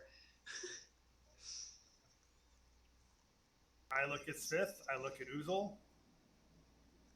Well, I'm with you fellas. I mean, Well, Karelia knows that she wants to get out of here, and if the four of us are just standing at an intersection waiting for somebody to do something, she's going to go ahead and open the north door. North door? Okay. Sounds good. All right, fine. Unless, is Aki going to physically prevent her from doing that? No, but I will be waiting by the south door, personally. Yeah, that's where I'm going to be hanging out. The worst thing that could happen to us is more of that porridge. Yeah, which... that's actually provably not true, dude. Now, I would also like to becoming more of that porridge. Yeah. as I'm doing this, there are 2 spells that like I'm particularly good at casting, and one of them is Choking Cloud. And I am mentally preparing to, if there's a bunch of shit in here I don't want to deal with, to just blast this room with a big Choking Cloud. Sure, got it. Yeah, you've got whatever powders or stipulated materials, or perhaps maybe a top that spins ready to go, wound up on its string.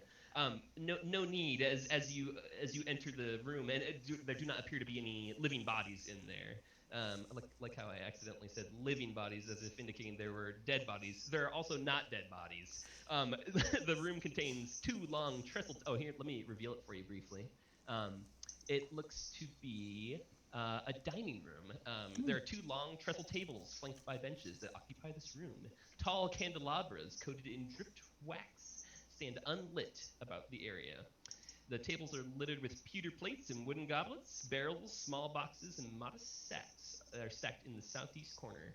Doors exit the room to the south and to the west. Now, when I say to the south, it's not just the one that you came through. As you look around the room there, Jeff, there's another door along the south wall, but for like about 10 feet further to the east. And you don't need to make a check while you're in here to again hear what Aki described to you, the rhythmic chopping, and it sounds to you like the chopping against a cutting board.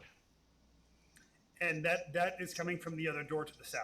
Correct. Yes, and you can even go so far as to like let me just say that there's a low kind of in a tune you do not recognize, and it sounds very strange, but a low. I wouldn't say whimsical, because maybe it's instead morbid and haunting, but humming. I find it quite whimsical. Now, a black witch always needs candles, and I currently only have 4. So I'm going to go I have 2. If I give them to you, can we not go into this room?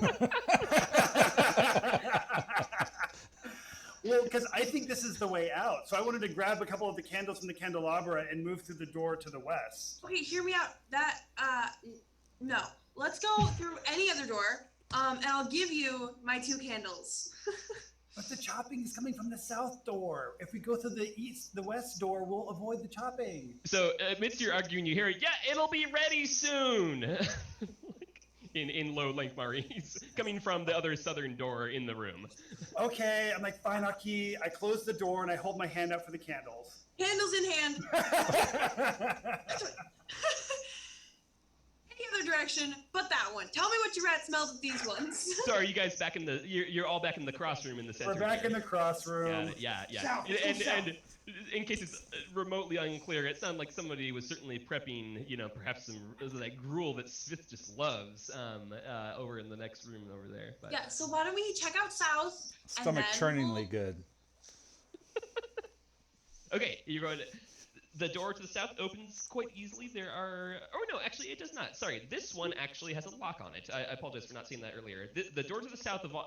I should have said that, Jeff. I didn't recall it when you asked if any of them were different. This is the only one that has a lock on it.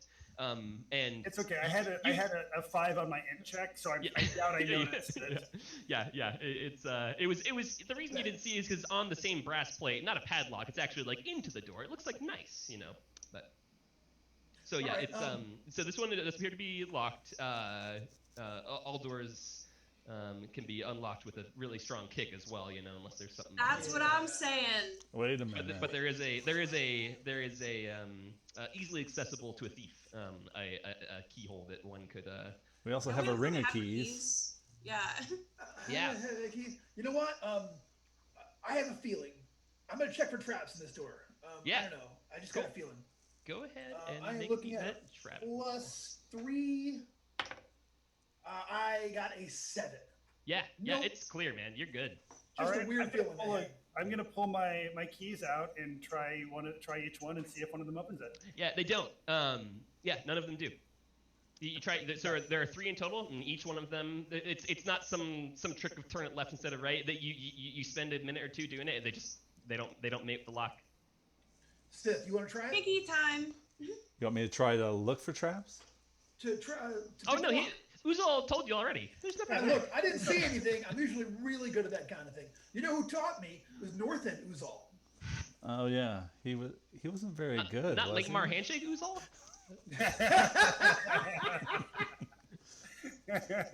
That's my cousin, and I'm proud of Lankmar Handshake Uzol, okay? The old Lankmar He steamer. gets invited to a lot more of these parties than you do. Right? You know what I'm saying? I'm surprised we haven't run into him yet, frankly. Well, unless you're asking me for my second opinion on traps, you just go ahead and unlock it, my friend. All right. I actually have my picks out, so I will actually use my proper lock. Oh yeah, you found your equipment. Yeah, nice. Yeah, and I break out number 7, and I'm getting in here. Get it. I have a plus 2 to pick locks. Here it goes. Whoops. Wait. Crap. Hold on. Sorry. I got a 6 plus 2 is an 8. I'm gonna go ahead and burn some fleeting luck on that. Yeah. Your first attempt, like you set 2 of the pins, and the third one you bound it. You have to start over, and Gotcha. this one's gonna take you some time, or just more finesse. Yeah. I take a deep breath. All right. Well. So are you calling for the roll or to me to? No, if you want to burn some luck, you can Okay, continue. gotcha. Yeah. I'm gonna take a deep breath. I can do this. I'm gonna go ahead and burn 3. That'll burn me down to an 8. So I'll be at a -1. Okay. All right, and then here goes. And I had a total of a 9. So here it goes. 9 plus 3 is 12. Plus 2 is 15. Plus another 2 is 16. 16? Yeah. This is a tough lock, and you got it. Yeah, but you this is not like any of the normal backdoor locks on the bread merchant or anything like that. Yeah. Like this is like a high quality lock. Yeah. Guys, this is the best lock I've seen. Golf since, clap. Very Yeah. nice. Nicely done. I don't. You know, Smith, I appreciate that. Thank you. Yeah. But just so you know, whatever's back here, this might be where they really keep something either very good or very bad. So just be prepared. There's exactly what the thief would intuit. No other door would have security pins, wedge pins or flare pins or anything like This that. person was very serious about not having me go inside there. So, hey, let's do it. Okay. Of course. Cool. So who's opening the door after you cleared it for trust?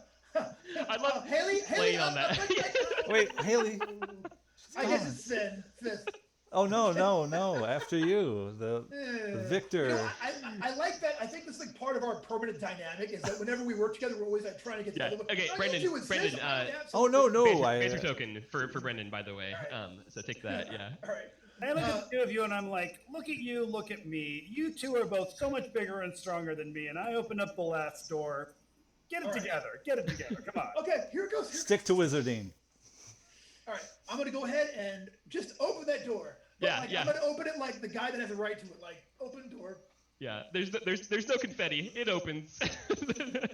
no jolt of electricity or hiss of gas or a marble rolling in the wall somewhere. But Big fist you do- comes out. Yeah, exactly. That'd be good. Cuckoo clock style, right? Okay, so this unassuming room of bare stone contains only a few furnishings: a poster bed with drawn curtains, a wardrobe decorated with carvings of monstrous faces, and a large cloth rug splayed out across the flagstones. And can you lift the fog of war? Oh yes, pardon me. Thank you.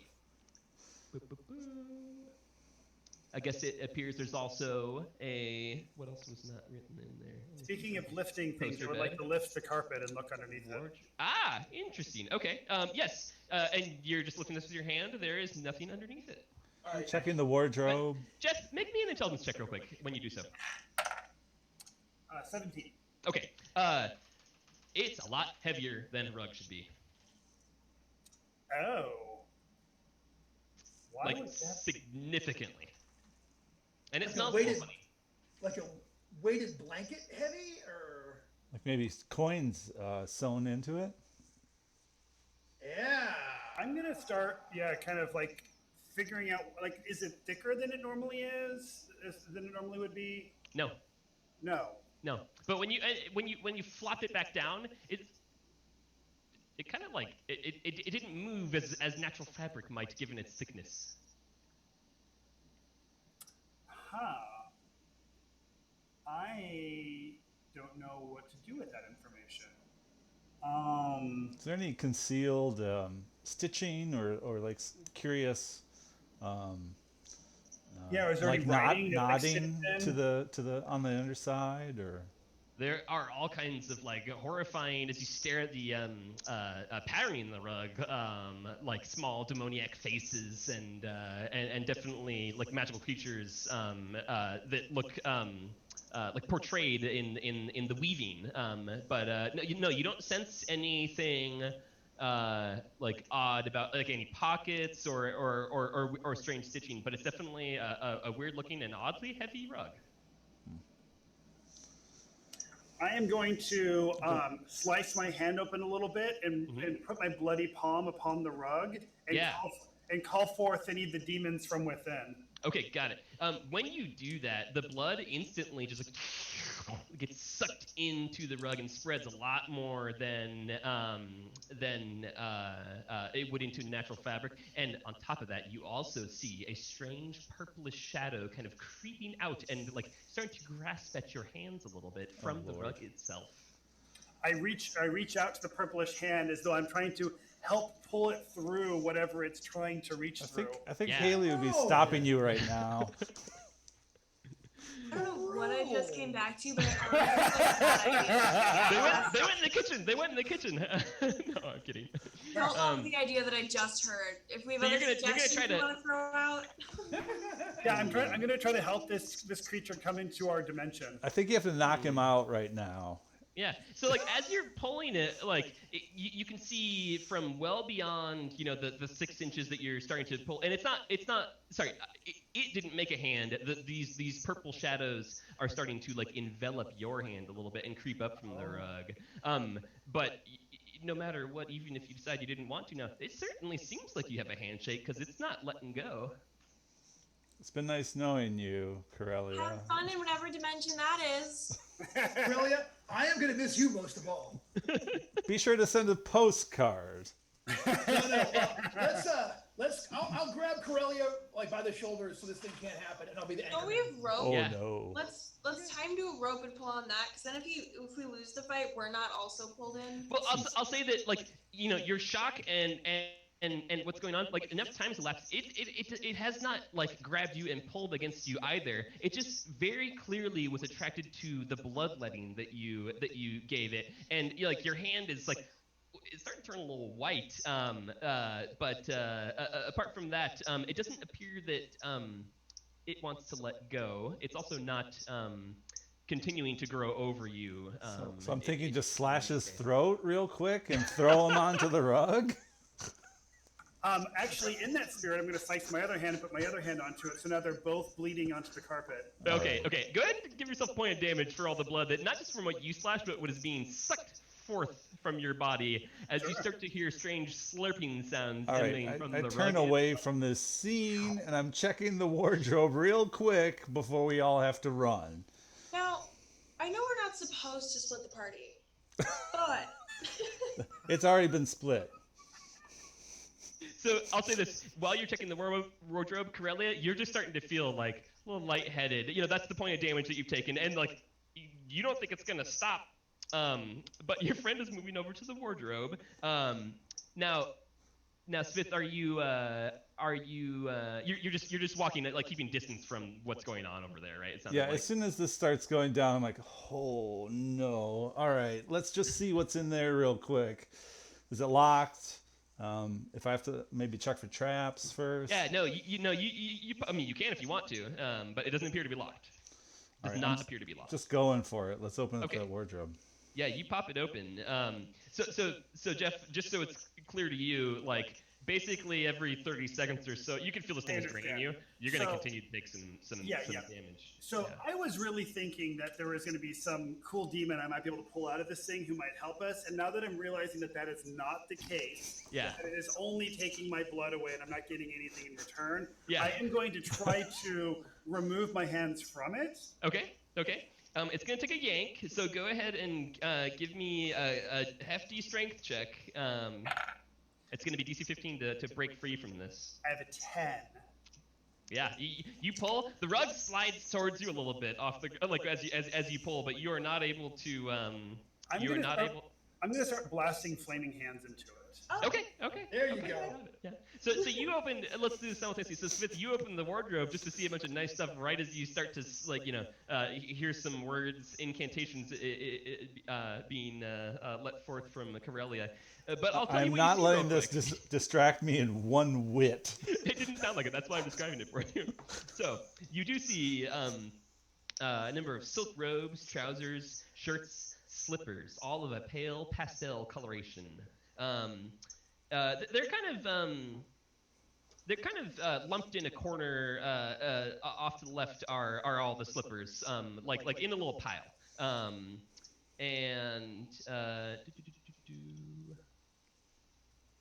Yeah, they're just like a little, like they're raised up a little bit, like in this pile in the corner over there. But other than that, it looks to be largely clothing. A few smearducks for sure. Start stuffing everything into a bag. Yeah, easily done. Okay, so go ahead and make me an intelligence check real quick while you're doing so, and then we'll jump over to Jeff. All right. In a moment. 13.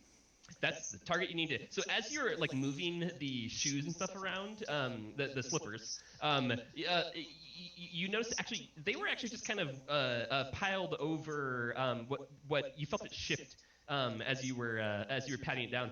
There's definitely a false compartment there. Spell check. And I think this is going to be initiative as well. So let's get this. Let's get. I'll take your spell check first, and then we'll get initiative. But. Boo. That is a 9 on my spell check. Okay. Man, you're burning through them. Yeah, I don't want to lose this spell, so I'm going to spend 3 points of my permanent luck. Okay. It would chase me down to a luck of 6, but I get the minimum result, which is going to be a single blast of fire, doing 3 points of damage. Okay, got it. It is a rug. I'm gonna just go ahead and adjudicate that it does not like fire, but it's not that the rug doesn't like fire. It's that the web of purple shadow that suddenly erupts from the rug into the room and is thrashing about wildly, including now grabbing at you quite vigorously. Does not like the fire as well. So record that damage and let's get some initiative. Uzol, Coin Street Uzol, what you got? I won't ask for dock worker Uzol. Tall Uzol, yeah. I have a 6. Okay. What you got, Key? 16. Like to see it. Svif? A 4. Oh, rolling high. Yeah. And Karelia, the bloodlet. I'm part of the 4 club. Okay.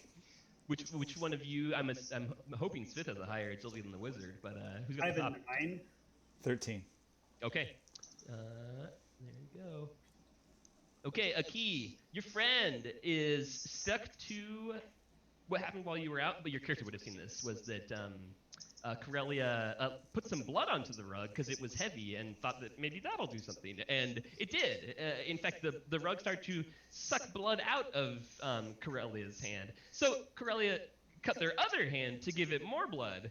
And then lit it on fire. Yeah. And now that it started doing damage to Karelia has decided to use flaming hands and In channel fairness, directly it into was the... strangely heavy. It had demons on it. I was like, maybe I can pull a demon friend out. I've summoned demon friends before. Yeah. No, I get it. Do my bidding.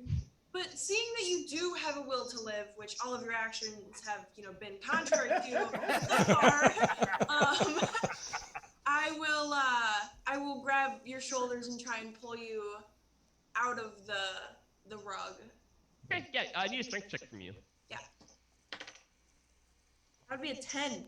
That's not gonna make it. He's stuck fast. She's stuck fast to the rug. Yeah. Okay. So you go over there, get both your arms on Karelia and give her a good yank. It was so weak because I was kind of leaning away from the rug. I didn't want to get within. I'm like, maybe I can pull, but I don't want to.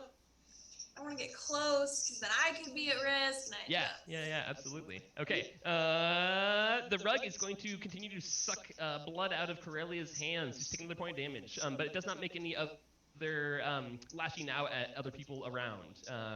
You do hear somewhat loudly from the direction of the dining room, "What's going on out there?" Great, now we're just going to get all the fun. Fantastic. Everyone shut up. Uzol, Coin Street Uzol. Okay, The door's open where you are right now, just FYI, to the southern room. But. All right, I will close that door quietly. Go. All right, and then for my move action, could I try to sneak up and get next to the rug so I can maybe backstab either the hand or the rug next round? Yeah, not really. You can there's no way to get behind what seems to be an omni-facing object. Just making sure there wasn't something I'm missing in the room or whatever. No, not at all. It's pretty much like you guys are all, standing in an arc around, the rug in the middle. Gotcha. And even if you got behind it, suffice to say, you don't know where you'd hit it. I'm on one side of a rug. Yeah, I hear you. Well, are we still seeing hands reaching out and grabbing Karelia? So these are just like tendrils that are grabbing at Karelia's hands. Tendrils, okay. Yeah. Like all right, then purple instead of that, wispy tendrils. Yeah. Then I will move over there, and next round I'm just gonna try to slash at the tendrils. I'm just Okay, gonna got get it. a shot. Yeah, I mean you can get, if you want to do that this round. It's no big sneak to do so. If I have time to do it, yeah. I'll Shut go the door as quietly as you can, but somewhat quickly. The other door wasn't open yet. You heard a voice, so it doesn't make like a big slam or anything. And then you run over there with a dagger. Yep. Okay, here it comes. What's up? Ooh, nat 20. Yeah. Nice. Right Total through. of a 22. My Yeah. first nat 20. Ooh, I'll take it. Ooh. Except for that, your dagger just slices right through those tendrils and nothing happens. Oh. Sorry, bud. Did I you at still least get the look fleeting really luck? cool when I was doing it? Like, You did. You looked so cool. You were like, you know what you did is you hit it so fine that you took out you scoured one of the demon faces from the weaving of the rug itself. You do get a point of fleeting luck for getting that there, but I'll take it. Suffice to say, it feels insubstantial when you try to attack it. Yet it is somehow aggressively holding on to Karelia through the wounds in her hands, and not letting her go. Svif, you're up. Aki, we said we just had to go through the south door. And Give the me my candles back. You lost them. Candle The rug privilege is gone.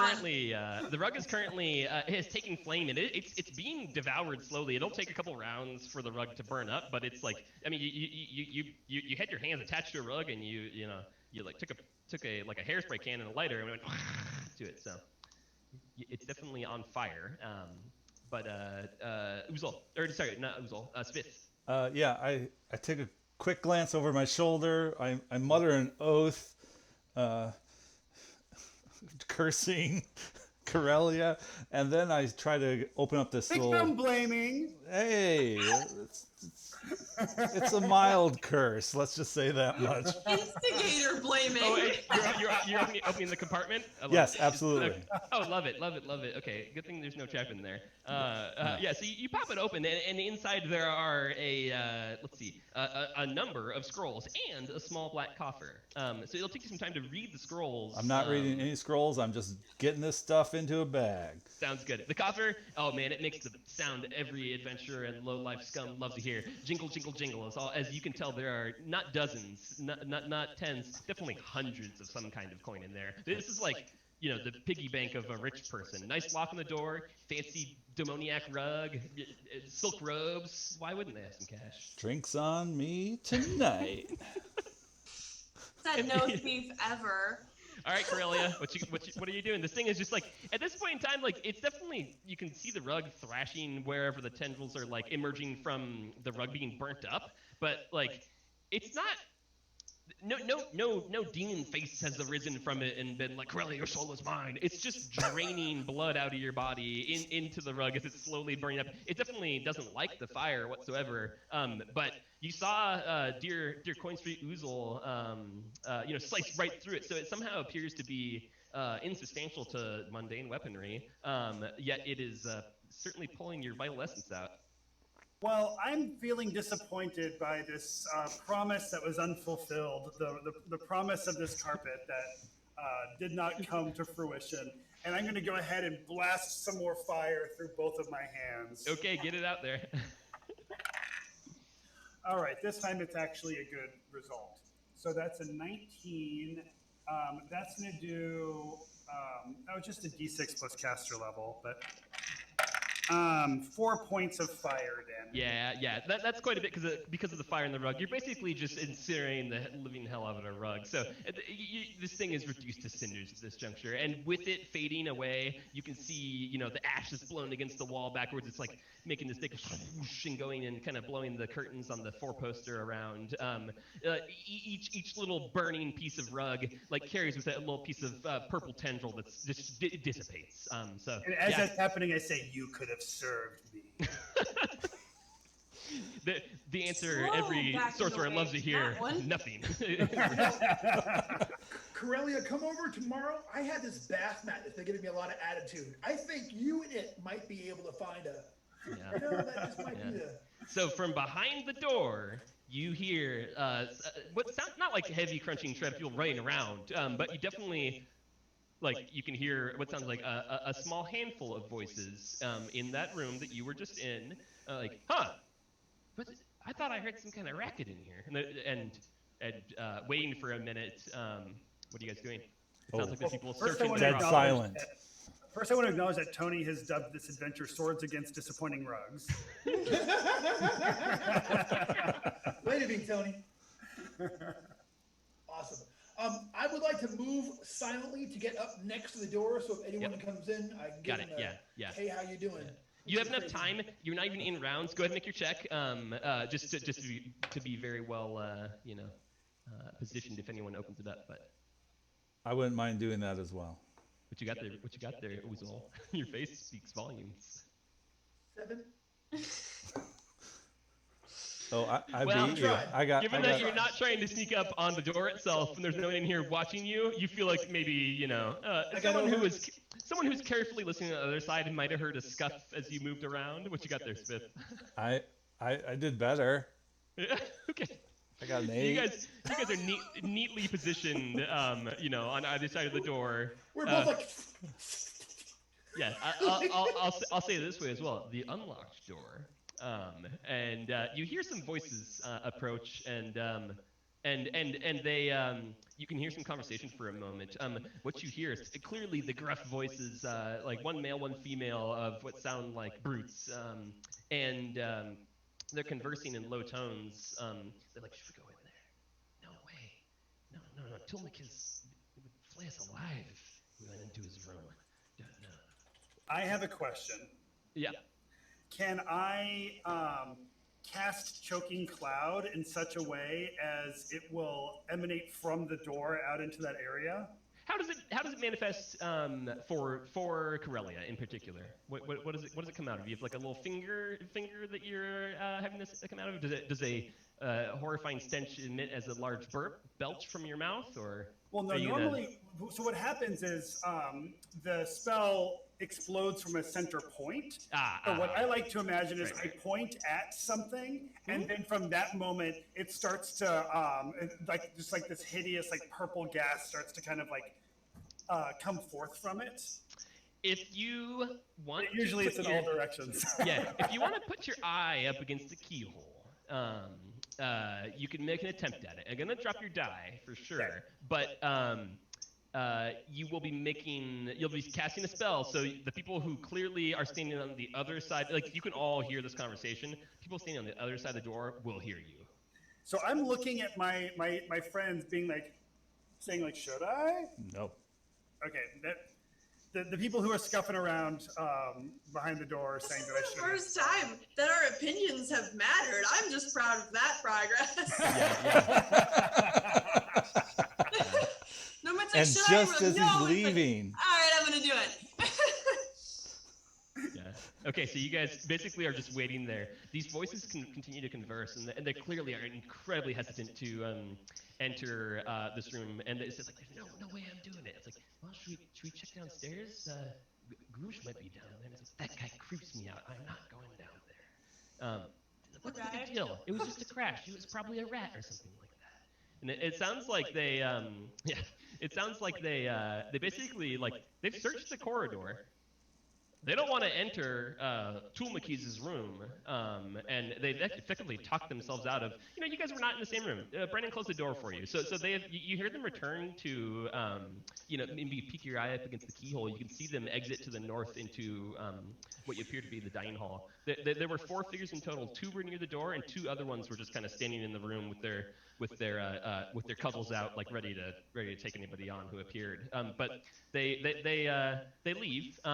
They don't fully make sure that the north door is nicely latched or anything. They leave it open a little bit so in case they might hear anything in the future. But past that, you don't see them any longer. Say we sneak to the west door and maybe get the hell out of here. Yeah. Let's do it. Let's creep over and move silently to that door over there and try to see if it's. You said there's no lock on it.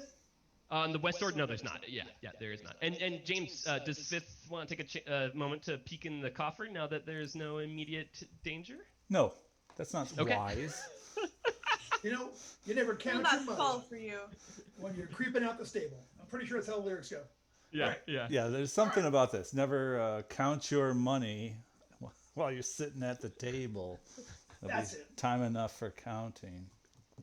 When you're out of the dungeon. A gift horse in the coin before In the copper. Hatch eggs, something like that. Leave meal traps for after the adventure. Brandon. All right. I'm going to open up the door, the door on the western edge there. Yeah. So basically, when you do so, on the western edge. Okay, so yeah, you guys leave the room that you're in, the bedroom. You can hear low conversation from the dining room, but the door is it's just 6 inches open. They clearly left it open to listen in case anyone comes and is plodding around down here. But you quietly make your way over to the western door over there. You're there. Are you opening it directly? I am. Okay, this is going to be an impactful roll. I hope y'all are. Oh man.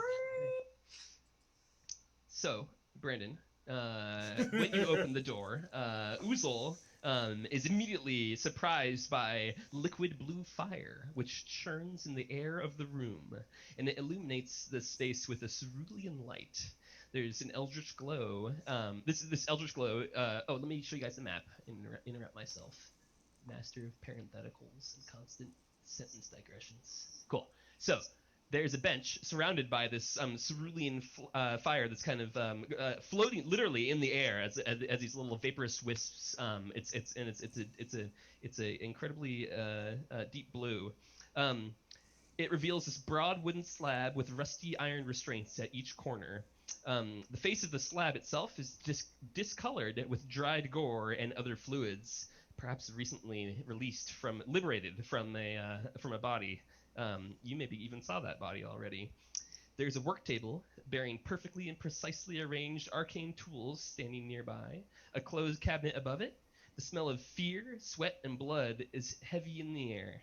But that's not all, because there's also Aki has seen this person before, a robed figure who looks up at you, and all they do is snarl for a second.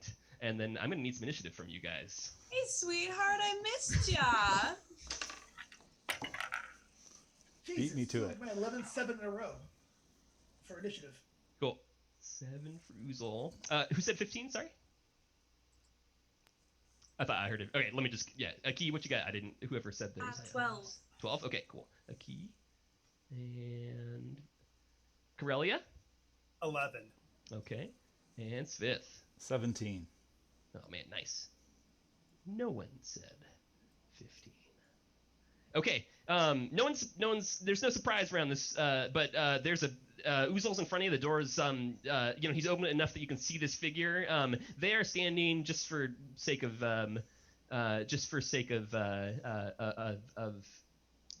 Battle tactics. On the north side of that table, inside the ring of blue fire. They were doing something at the table when you entered. It's a hairless human male, and again he's relatively gaunt and has long spatulate fingers. Any Lankmark would intuit likely a wizard of some variety. But Svif, it's you. All right. I don't suppose I have like a melee or a range shot at him at the moment. I'd have to get in the room, right? You'd have to basically, yeah. I'm just kind of like, comically picturing all you guys like heads stacked looking around the door. So you'd have to just move past your friend and get into the room if you wanted to. Yeah. And I don't think we've figured out who has the guild dagger, but I want it. Unless I hear any argument, it sounds like you got it. Like when she was trolling me with it, I'm like, give me that. Sounds good to me.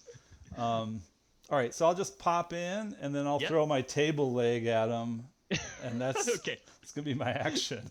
Let's call it a shoulder roll for dramatic flair. So, yes. So Smith rolls in, and midway through the roll, hucks the table leg over, and it goes whirling through the air, through the cerulean light, and let's see that die number. Ooh! It's a 19. Cracks the wizard on the forehead. Let's get some damage. All right. Oh, get some. 3. Okay, I have so many initiative trackers written down. I had to relocate what the right one was. I've done so. Okay, cool. 3 damage. Yeah, like it bounces off him, and you can see it throws his hood back. This person's. I blew his hood back. Yeah. Not only are they completely bald, they don't have eyebrows. They don't have. There's no facial hair whatsoever. And as their hands come up in defense, like they have no arm hair or anything like that. They look hairless. Isn't the the Emperor of Lankmar? Doesn't he have some sort of predilection for hairlessness? Aretha. No. There are many. No intelligence check required to let some of the more mundane rumors about Glipkaria's predilection for hairless body slaves.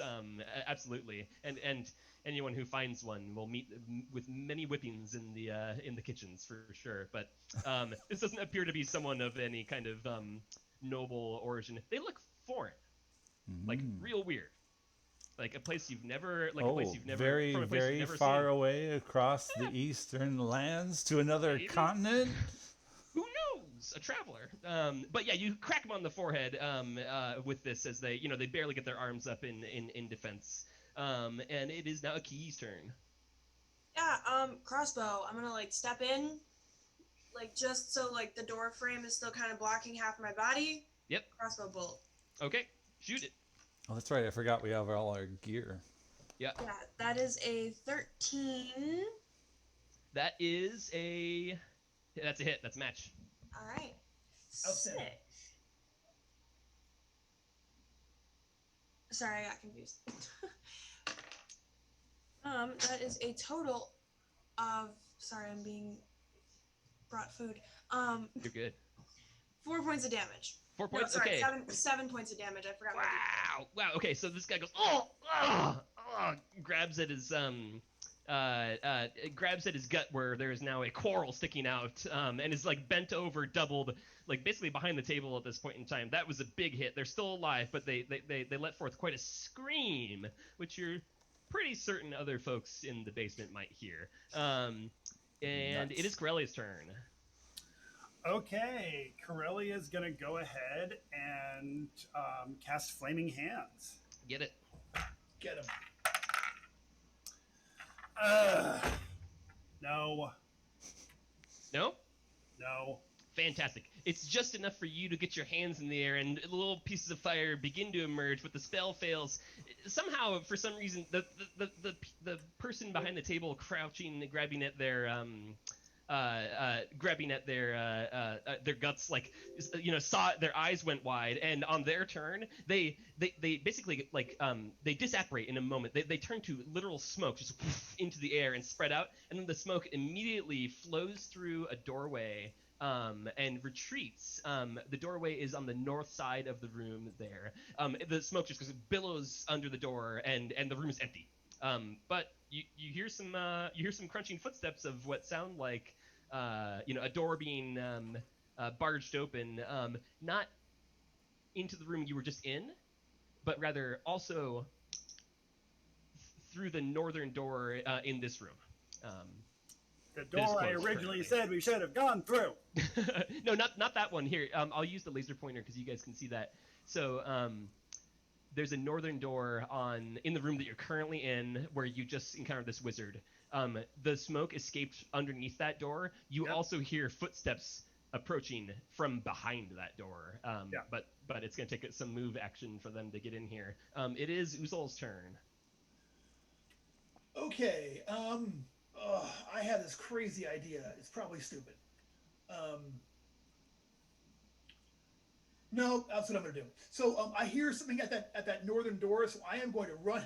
Oh, this is basically my only move. I'm going to run around and get next to that door. Yeah, got it. Yeah.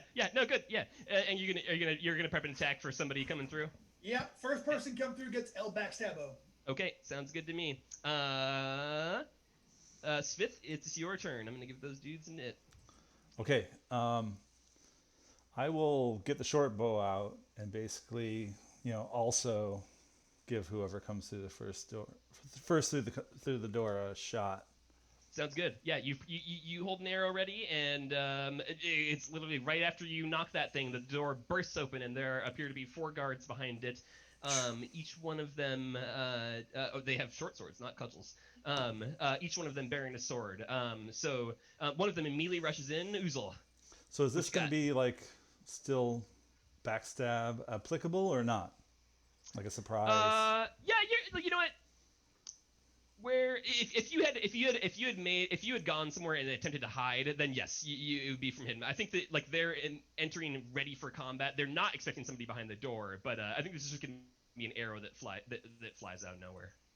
But All Uzol's gonna stab first, so. So here comes that backstab stab. I have a Yep. +1, so let's cross a finger here. Okay, that's a 9. That's a total of a 12. I That's it. think That's I a will hit. spend. Yeah, I you're good. mean, yes. Yeah, I yeah, meant, right. of course that's what I was going to say. I meant obviously. Aha! So that will be a. I got everything up in my 10 side. Sorry, y'all. 1 second. Stalling.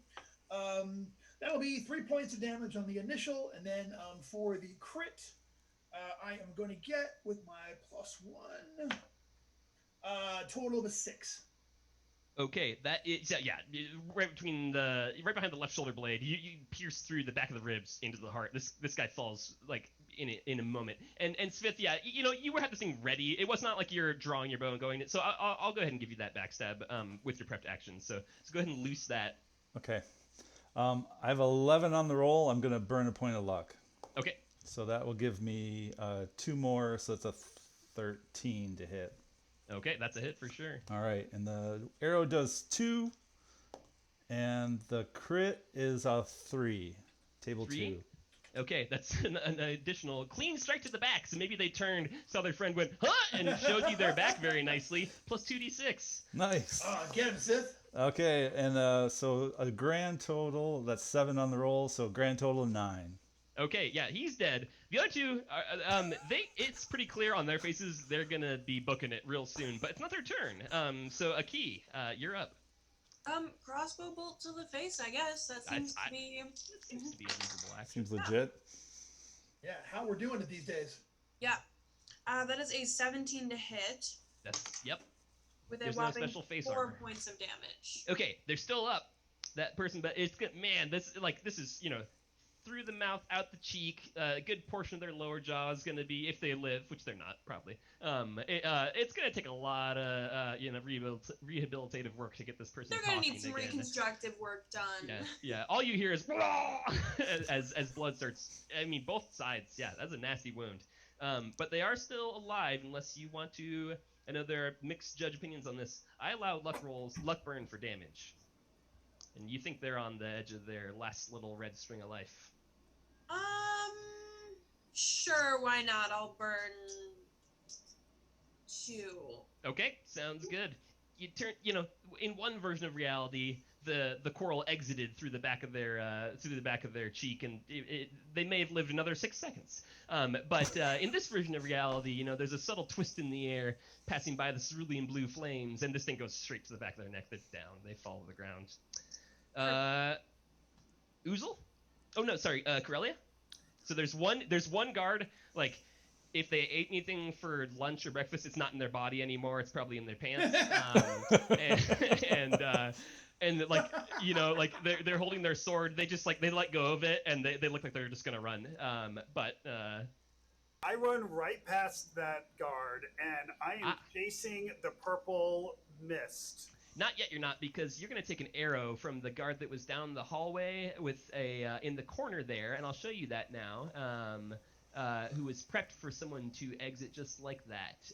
So I won't reveal the entire corridor, but at the end, basically you can see that you exit the north door, and you see the last tendrils of purple mist like shooting around a corner to your left there, and when the mist goes by, there's a guard that lets an arrow fly at you, or rather this should be a thrown dagger. They don't have bows down here, so this is a dagger. It's just being hucked at you, and I got a 3. AC 11. I got a 3 on the die, so you know I didn't. it's gonna go past them, and I should roll. See if they hit their friend, because that's how shit goes. Yeah, no, they do not hit their friend, but the door, the dagger flies past you all of a sudden. You have a little bit of move left, not a lot. It probably took you most of yours to even get out that door and see that. You could double move if you'd like to. Yeah. Okay. They probably will still take well, that was their reaction, so. I'm going to body check them as I run out the door. Yeah, there so you Jeff, go. you're gonna make it. I guess we should actually. What's the way to do this? Use an intelligent way.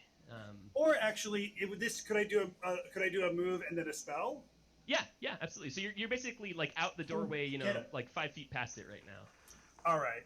Yeah, I'm gonna go ahead and I'm gonna do, I guess, a flaming hands.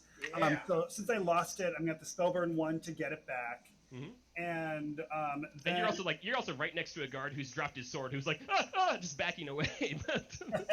but yeah, proceed. Yeah. Yeah, and I'm gonna go ahead and just for fun burn 4 more points. Okay. Just to get some extra oomph. Oh, nice. Oh shit. Okay. So I rolled a 19, but I spell burn 4, which gives me 23. I got a +2, that gives me plus 25, and flaming hands I get another +2, 27. Okay. Oof. Ooh. Good thing there's no friends in front of you. Yeah. Well, so I'm on the wrong one. I'll be generous. The guy who was backing away from you, he was backing away from you down that hallway. So maybe there's an enemy in between you and the guy you were targeting. But well, yeah. So this is going to be a spell produces a blast of fire that burns up to 3 targets within range. Yep. So that'll be just for funsies. I'll also incinerate the guy who's next to me. Yeah, absolutely. Yeah. So he's crawling away like just as he takes the flame. And are you envisioning this as like a stream of flame, or just they erupt in fire, or are you sending missiles at them that immolate them? No, actually, I'm envisioning that like the pits of hell open beneath them, and just a tower of flame comes erupting from the ground. Yeah, I mean, there's some creative liberty there, but sure, why not? There's the cracks in the masonry on the floor. The mortar like liquefies all of a sudden for a brief moment, and just these like horribly orthogonal, like they're terrifying because fire shouldn't be coming in straight sheets of flame out between like a rigid thin window, right? So these sheets of flame just shoot up right underneath both these gentlemen. What you got? 8 points of damage for the one who shot an arrow at me, and 10 at the one who was helpless and begging for mercy. Yeah, I mean, I don't know if you've ever seen You leg. summoned us. Yeah, we came. If you've ever seen a leg burned off at the knee, you have now. Yeah, I mean, there's just like smoldering black piles of ash where these two were. They were trying to crawl, and more hellfire emerged from the stones they're crawling over. The one who is right next to you is been effectively quartered, and the one down at the end of the hallway is all that's left is a black shadow of ash against the wall where they were like trying to shield themselves from. At this point, I yell, "Get back here, wizard!" Got it. Okay. There's no enemies in sight. I'm gonna drop you guys out of initiative. You killed all the guards in the hallway. Killed one at the end. Yeah. What do you guys want to do? It's clear that like it's you, Karelia. You saw the purple mist, or the smoke. the wizard when he turned into smoke to escape from you guys disappeared down that hallway. I'm trying to pursue that. Okay. Are you gonna gather your friends and run down, or are you just gonna? She seems to know what she's doing. I'm following her. I'm Yeah. Chase. Yeah. Okay. After okay. watching the fire show, I think I'm just kind of like, yeah, no. Don't Yeah. touch the rug. Fine. North door, great. Okay. Okay. Well, just to keep it quick, you guys barrel through a door very quickly at the bottom end of that corridor, and then encounter another door at the end of the hallway. If you're looking at the map there, at the far west of the most revealed hallway, there I didn't draw it very well, but there is a door heading north. And you can hear people scooting furniture around behind the door. You can hear, prepare yourself. You also hear what sounds like some groggy, sleepy voices, like, what is going on? But it's clear that there are guards or brutes, thugs, criminals, whatever these people may be, assembling themselves on the other side of the door. We must strike now while we have the over. advantage. All right, everyone take a point of fleeting luck for jumping in and continuing to push the momentum. Okay, so who's going in? How's I'm this going happening? in. Okay. Women hands can go first. I will need. Yeah, sure. I will need some more initiative. Let's go first. Really briefly, as we're gonna kick off again. These guys definitely are prepped. I'm getting the worst initiative. I'm just getting the worst rolls, other than that last spell roll. But Oh, there's my one. oh yeah, One. I just got my. Oh. Yeah, I just got a 1. Oh. Well, bye fleeting luck, everybody. Yeah. Not an Just in initiative, I time. thought. If a natural one comes up. all right. Yeah. Good. I'll let let's let you keep press your advantage. We're pushing a time limit on the game, so and I don't care that much. That's the real reason. So yeah, hold on to it and let's. So Karelia, what do you got for initiative? 3. Okay. Uzol Yet another 7. It's a miracle. and a key. 12. Okay. Grand total of 2 for me. A total of 2. Yes. Yes. Gotcha. Well, there are as you bust the door open, there are 6 guards waiting for you, and they have short swords ready. 2 of them in front are gonna huck daggers at. I'm assuming it was Karelia who opened the door, but anyone who wants to retcon that and tell me who busted the door open at first. I think it do was so now. Karelia. Okay, yeah. 2 daggers fly by, or maybe at you. I got a 4 and a 5. So Nice. yeah, the door frame is suddenly pinned with 2 daggers. Maybe they are just trying to hold the door open or something like that. But it is a key's turn. And you just can't mess with an AC 11. No. Let me. Stalwart. So the room itself is basically just a number of pallets that some of them on small wooden beds that are not particularly well constructed, that have been pushed, making what they did in their little time there was they basically made it so that there's a couple of beds in front of the door, so you guys will have to leap over. It's not on the map because they were readjusting the furniture. They basically made a small difficult terrain pile of beds in front of you. It's gonna take a DC 5 agility check to jump over this thing, or you can wrench it out of the way with an action or something like that if you'd like to. I say but they've stopped the direct charge. Tut on this disorderliness. Yeah. This is demerits, I think. Other than Definitely that, not up to code. yeah, it's other than that, it's very clearly a quartering room for these guards. The other ones were wearing little leather hats, but you can see that now some of these people were sleeping. They're all hairless. Everybody here is just completely. They have the same foreign look to them that Svif's noted, and they all appear to be missing hair. But they have swords ready. They're waiting for you. 6 of them. 6 of them stand just kind of 15 feet away from you in the middle of the room. All right. Can I tip one of the mattresses or beds to kind of be a wall and then crossbow right over it? For some Yeah, cover? sure, absolutely. Yeah. I don't. If they're gonna give me cover, I'm gonna take cover. I mean, Yeah, no, totally. Yeah, they've just like it's basically like a piece of plywood with like matting on top that they've thrown over there. So like it's gonna take an action for you to haul this thing up and get it in place. But next, you're gonna be behind basically full cover, and you'll be able to shoot out from it. Next Yeah, round. and I'll try and like hold it up because I assume they're rather large, so that like if the wizard wants to hide with me or a thief wants to hide with me. Yeah, one other person could crouch behind with you for sure. Okay, Uzol, got a good place to hide. All right.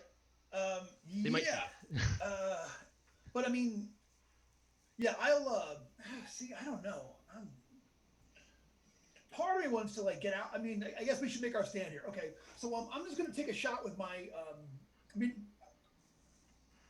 can I see the people who were out there? Like how many? Like are they? There are six guards. Like half of them appear to be kind of like rubbing the sleep out of their eyes. And they're not like armored. This appeared to be like a courtroom, so they're not in plate or anything particularly daunting. But there are six of them just kind of fanned out in a line in the middle of the room. Clearly preventing you from progressing. I should say I didn't say earlier. On the north side of the room, you can see a doorway.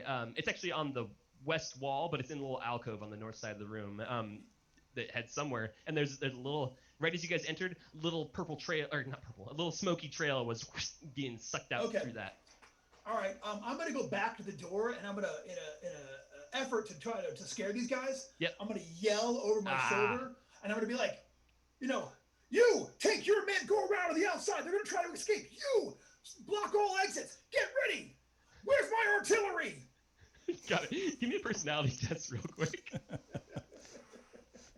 and please take a point of fleeting luck for that. That's Sure. ballsy at the minimum.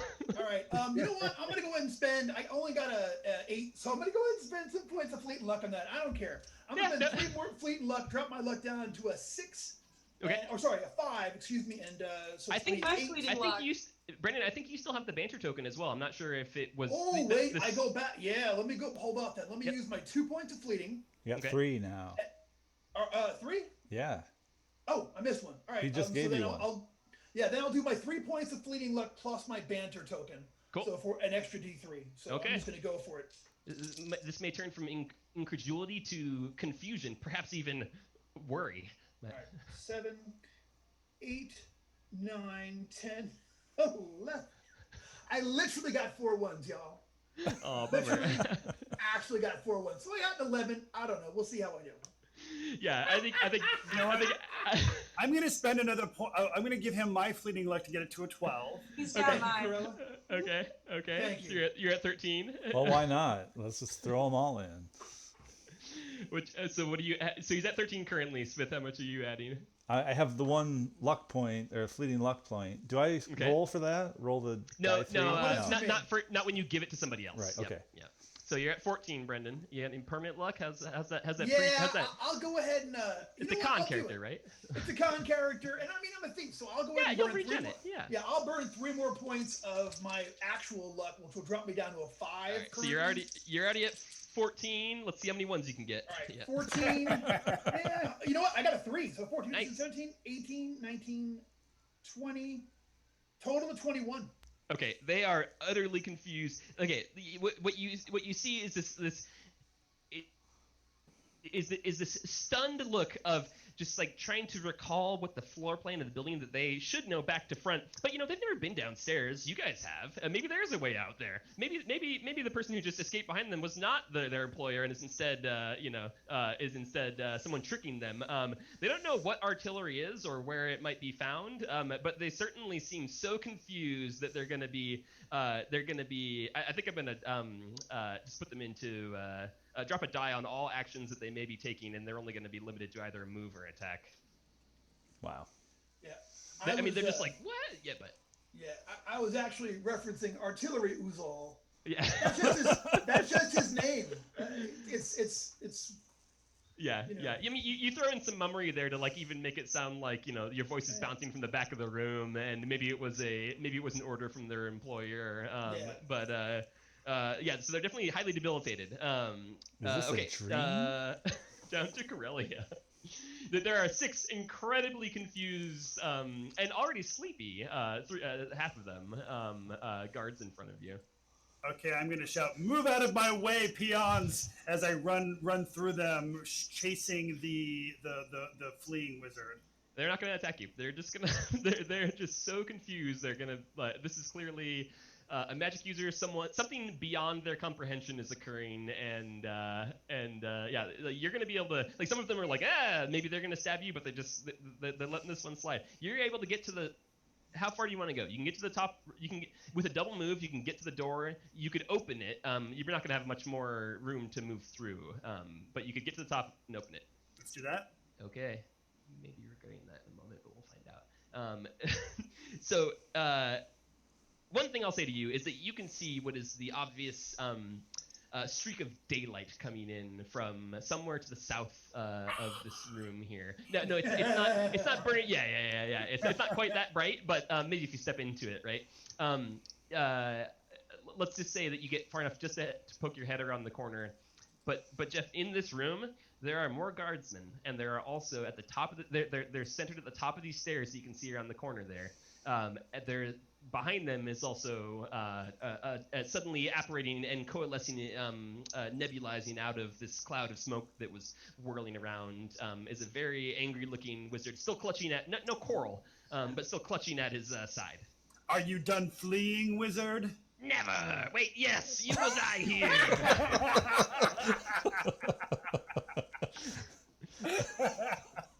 That's awesome. Oh, that's awesome. Okay, but Jeff, you are in a room with 6 guards behind you and 4 guards and a wizard in front of you. So sounds good. Yeah, party. well, it is a party. And it is Svif's turn. Mr. 2. Wow. There's some like horrifying voice, that is not natural and shouldn't be used, emanated from the room. Over that your friend just ran into, and then you heard somebody else say something back to them. But, Yeah, I think we're just gonna have to cover his back and at least get rid of the.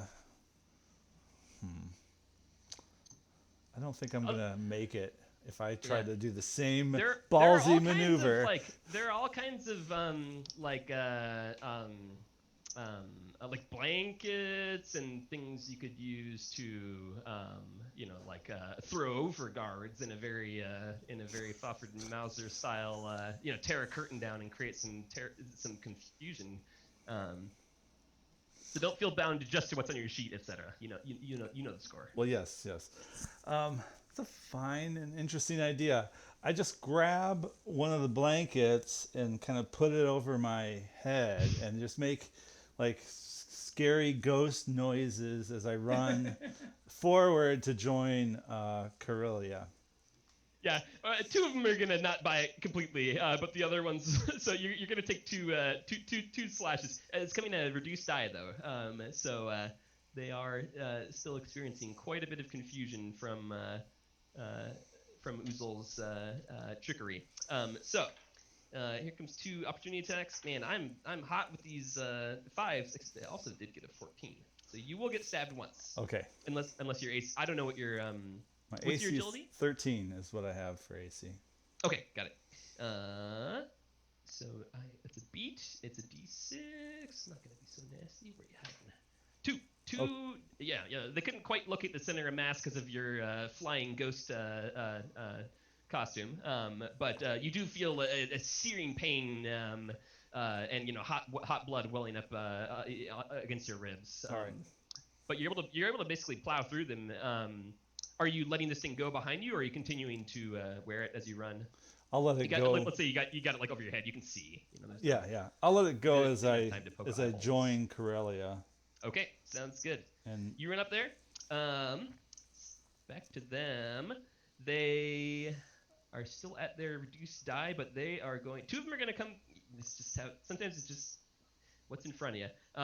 2 of them are going to. 2 of the guards that they're in this room are going to chase after you and again try to hack at you with their swords. They're still at drop die. 2 and a 12 is not going to. No, do you have a 12? I have a 13. There you go. So your blanket armor. Heck yeah. They couldn't quite.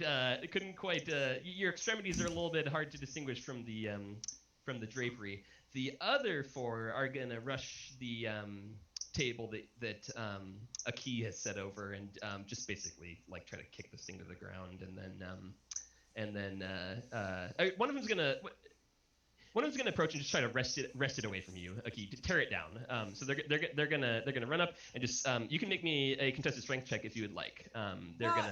If anything, I'd rather do the opposite and kick it at them.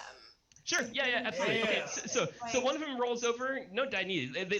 They're gonna grab at it, and you give them a good springboard kick, and they go sprawling back onto the ground, and they're out of commission. They got a piece of plywood on top of them. They'll probably stand up next turn.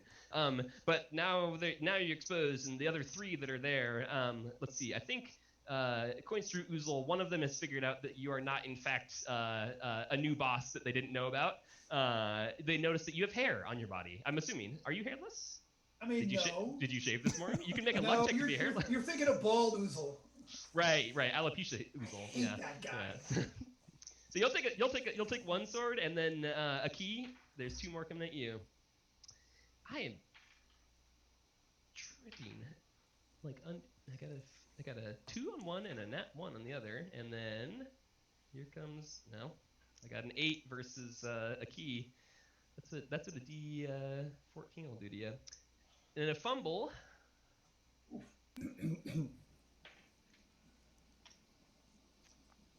Basically, the one who tried to swing at a key overswung and has clanged their sword so hard on the ground that the hilt has fallen off, and like it like fell to pieces in their hands. They have the tang and the blade is still out there, but they're fumbling to hold together, and they realize it's a useless weapon at this juncture. In the other room, I need to give. Hi. There we go. In the other room, Jeff, you have 2 daggers flying at you from non-affected. AC 11. Yeah. Oh, Try to hit me. There's Try. a 16 and a 12. I like it. So 2 daggers fly at you from the stairs. They're not approaching. They're guarding their wizard, and the 2 in front just huck knives at you. And I get a 3 and a 4. I'm down. Finally see some blood. Oh, okay. There's what brashness sometimes results in. I was just getting ready for my big epic spell burn. Sorry. Onto a key. Wait, now I forget. How does going down below 0 work in Lankmar? Is there anything I can do luck related to that, or not till combat's over? Yeah. So how it works is and this is actually the unspelled thing that I've not found a raw version of. You need to be stabilized, and then after combat, you spend 1 point of luck to come back up. If someone has a potion, which you can obtain, then you can, as normal with a potion, resuscitate during combat. You can also drink alcohol for increased healing out of combat. But effectively, unless somebody has magical healing, I always do this because this question has come up so many times in my personal home campaign.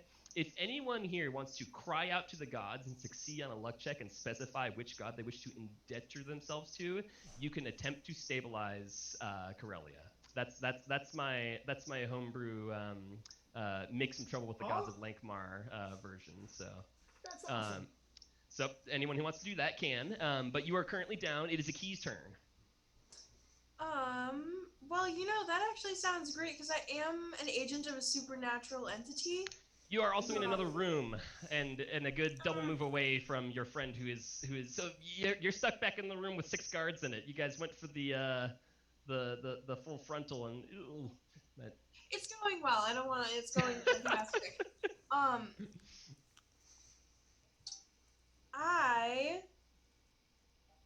I guess I have a bunch of these dudes pinned under a table, right? I'm just gonna take my short sword and try and do some decapitation work. Okay, yeah, there's the one guy who's got pinned. You can run over to him, and he's like, hands in the air as you begin to swing. Yeah. Mm-hmm. Oh, wow, you get a +4, he's prone, so. Well, I rolled a 6, so that's a 10. Okay, do you want to bring any luck? No, I don't think he's worth that. Okay, yeah. He shoves the plywood up in just the last second, and your sword bites heavily into it, but it's not stuck or anything to that effect. Uzol, things are looking grim. Yeah, they are looking grim, but they're not looking grim. I don't know. We'll see. So I am back there by Akai, right? Like. Yes, by a key. You and a key are in the first room with 6 guards. Yeah. Yeah, and there are 6 of them. Oh, for a couple of spells. Okay, so I'm not going to abandon a key here. So she's got a few of them that are pinned down underneath this table, but there are some that are still up. She pinned one by kicking in, and there are 2 chase after Svif. So there are 3 that are left, kind of just surrounding you in front of you for the most part. All right. One of the ones chasing Svif, I'm going to throw my dagger at from behind. Got it. I got a 10 total. Pretty close, but not. Yeah, I'll go ahead and spend a point of luck. Drop me down to a 4. Okay. Oof. That's +2, so that's that's a hit. 12. Yep. Okay, cool. Dagger attack. Wait, 5 points of damage. Hey, he goes down. You find the L3 in the spine, and he crumples to the ground. Okay, down. On to. Quelle chance. Poor Karelia. I didn't hit L7, or that he would just be pretending that he was dead. Yeah. Anyone? I get it. L7. Pretend that we're dead. It's an L7 album. Yeah. Karelia, I think I know what you're doing this turn. You're just bleeding out for a minute, right? I mean, yeah. I right now I'm assuming I'm unconscious. Yeah. So you have one basically at the end of next round, not this round. If no one has attempted to stabilize Karelia in any capacity, it's lucky this isn't the main campaign. On to. So. Let's see, where is it's Svif, right?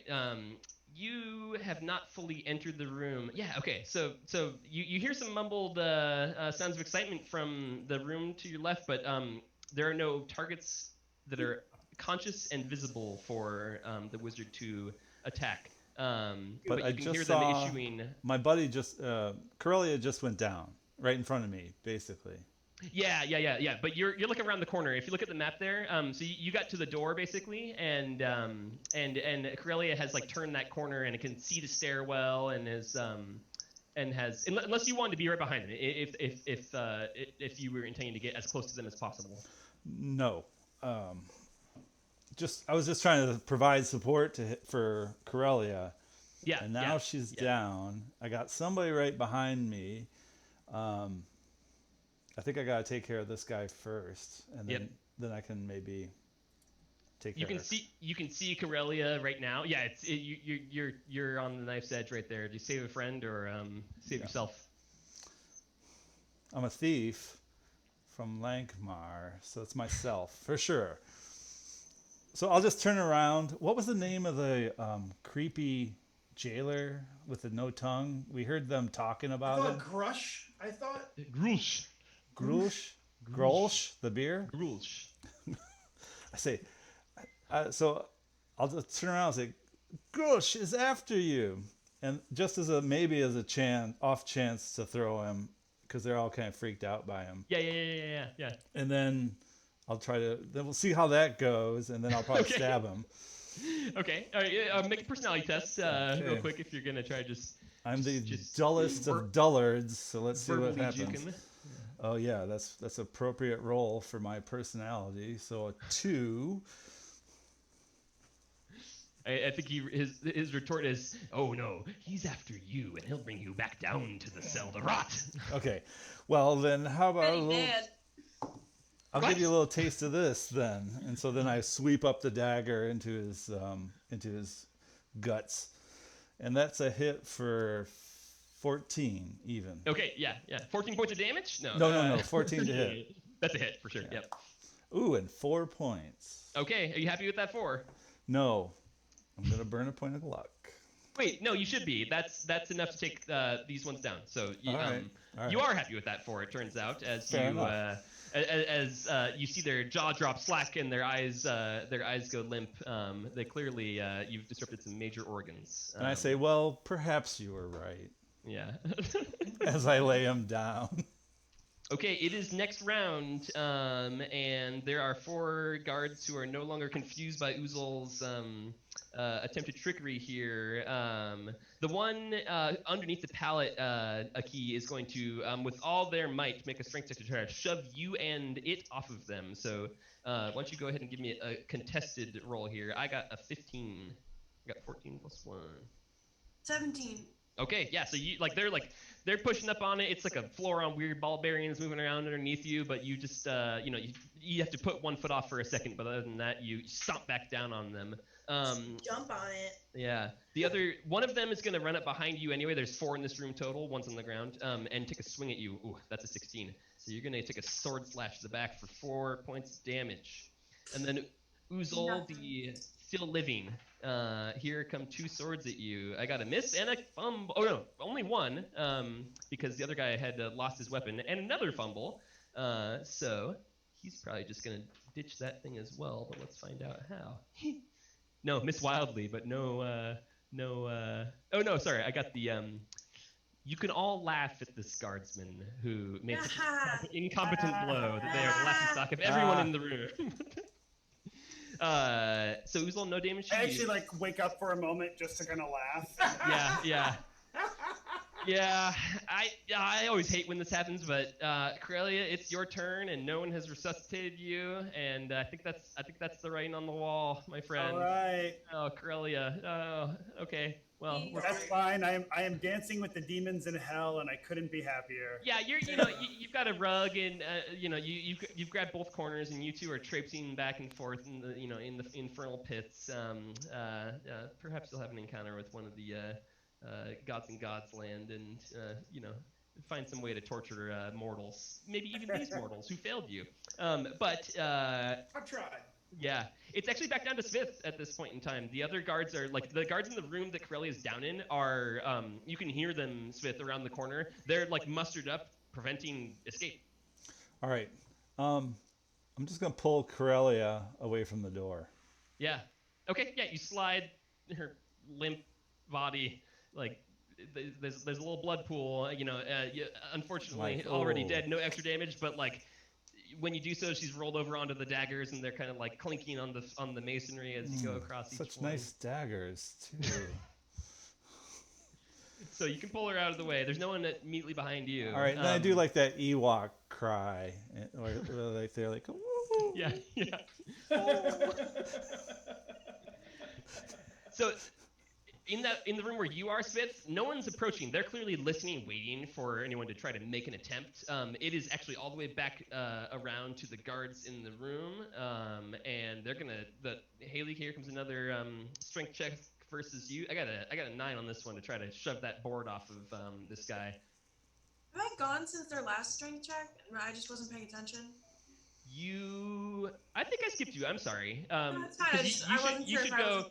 No, my apologies. Why don't you go ahead and take your action now, and then they're gonna go, and then you'll get another action because you're right after them. I'm so sorry. I flew right past you. My apologies. No worries. I am going to attempt to cleave that guy's face off yet again. Yep, totally. Yep. Not well, because that's a 7. It's that shaken board. Yeah. Okay. So that would have flowed the same way anyway. It's their turn now. He's trying to shake you off. He got a total of 9 for his strength check to try to shove the board off. 19. Bang. Okay, and it going nowhere. The other one. In a bad situation. Yeah. The other one who. There are 2 that still have weapons. One of them just slashed you. That one's going to try to slash you again. They got a 6. The other one who still has a weapon, Brendan, who you've all been laughing at, he says, "Don't laugh at me. That last guy who laughed at me, I cut his face off." And he got a 9, so he's probably not going to cut your face off. I feel like he might be a liar. Hey, look. Face up here.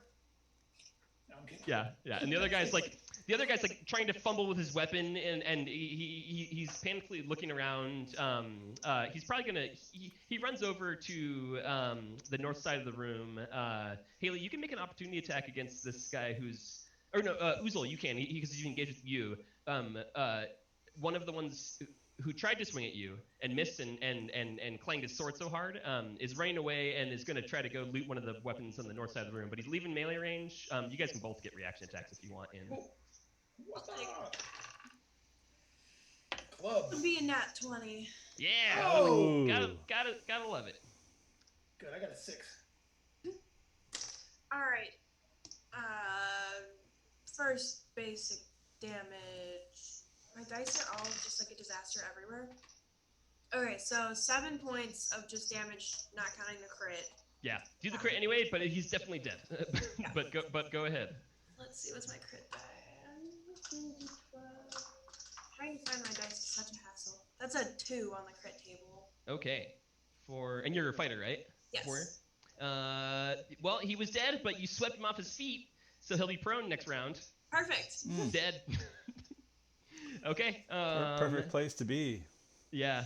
And now it is properly Aki, it's your turn. Yeah. So, yeah.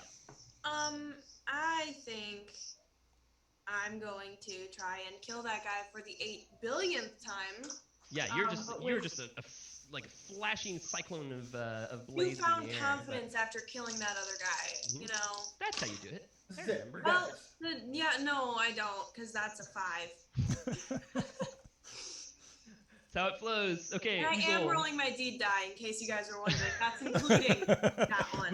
We didn't want to ask, but Uzol, there are 3 in the room. One's underneath the board. One of them has been slicing at Aki. One of them is slicing at you, but you just laughed at him a lot. So, yep. All right. So I'll take a shot at. You know what? I'll try to. Can I try to get the guy that's under the one that I keep just Absolutely. attacked last time? You just you're not even leaving melee, so you just do a little dodge and roll and kind of circle around and go ahead. Yeah.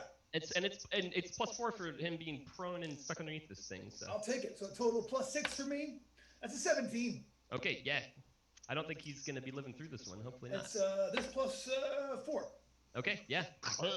Dagger to the center of the face. Attends to Aki, no disrespect. That was a sticky wicket for you. I just wanted to. Now we're past this one and we're on to the next one.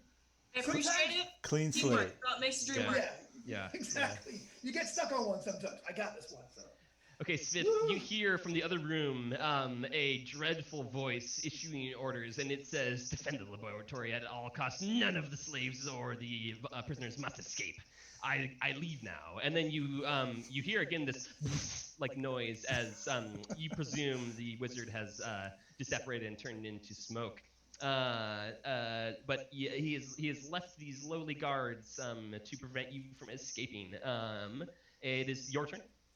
All right. We don't know how many guards there are, or at least I don't. Yeah, right. Yeah. You do. Only one person knows, and they're dead.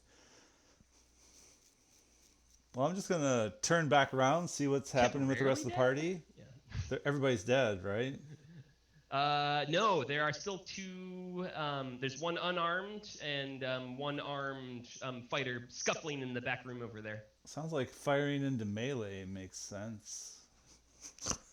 You just gonna roll around the corner of the doorway? So there's a guy stooping down to grab a sword. He's like, his neck is bared. He's reaching down to grab one of the swords of the guys who were chasing after you. Gonna shoot him. All right. Ooh, that's a 10. Probably should burn a luck point for this. And we got 2 more for a 12. That's a hit. All right. So he's gonna take 5 in the hat. Ugh. Okay. Yeah. The only guy in the other room where Aki and Uzol are, and Svif has just re-entered. He's just gonna he drops his sword and he turns around and he just backs up to the wall. It is that's actually their turn. And he's like, "Please spare me." And Aki, it's your turn. Say, "Oh, sweetheart, that's cute," and then I'm gonna his face off. I won't tell anyone. No, I'm gonna be like, "Oh, sweetie, don't worry," and then to the really, yeah.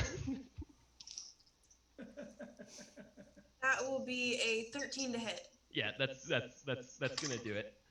7 points of damage. Oh, no mercy. Haley the killer. Okay, the room is clear now.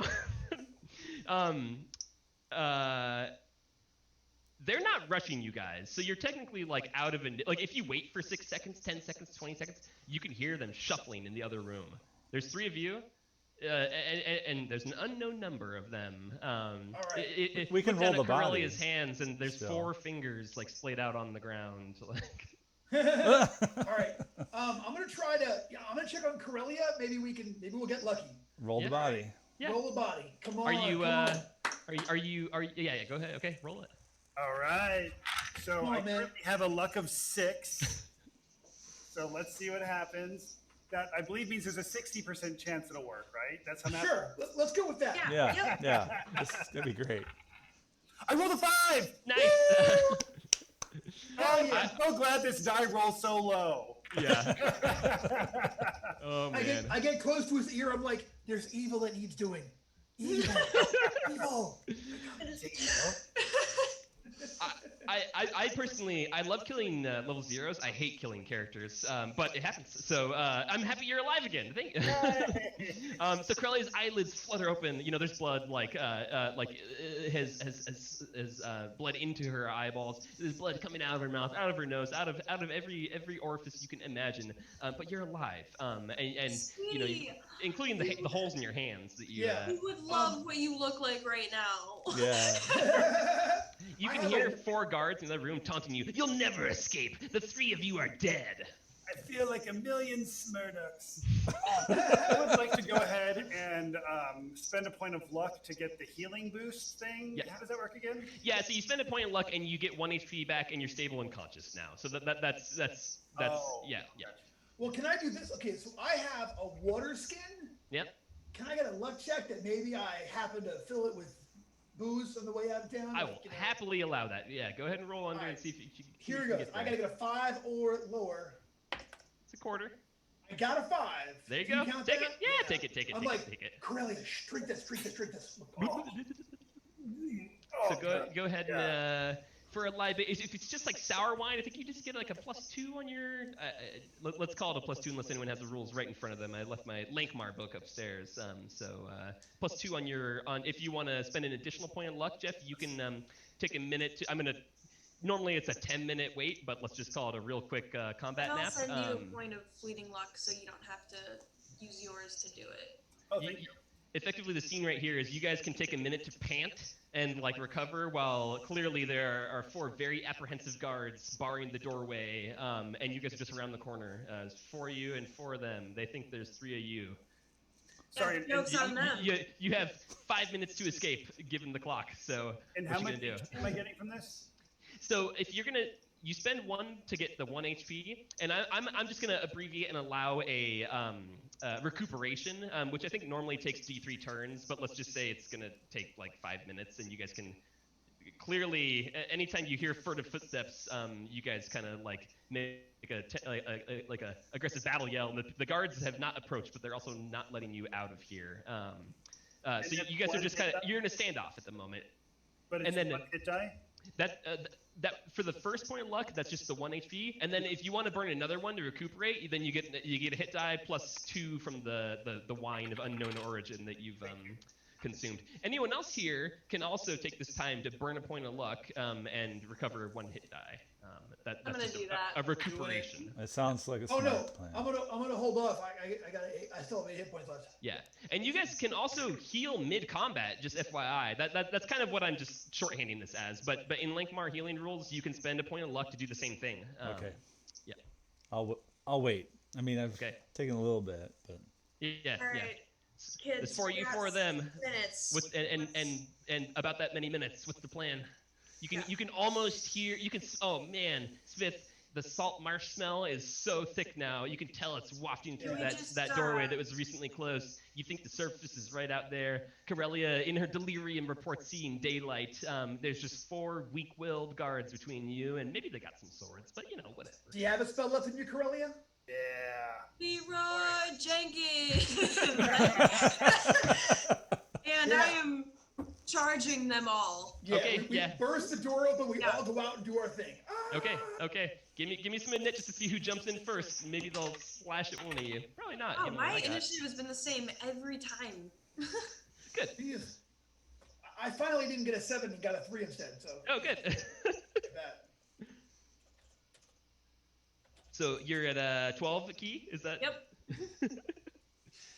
Karelia, what you got? Don't change. 17. Oh, nice. Maybe that spell will happen. And Svif. 20. Oh man.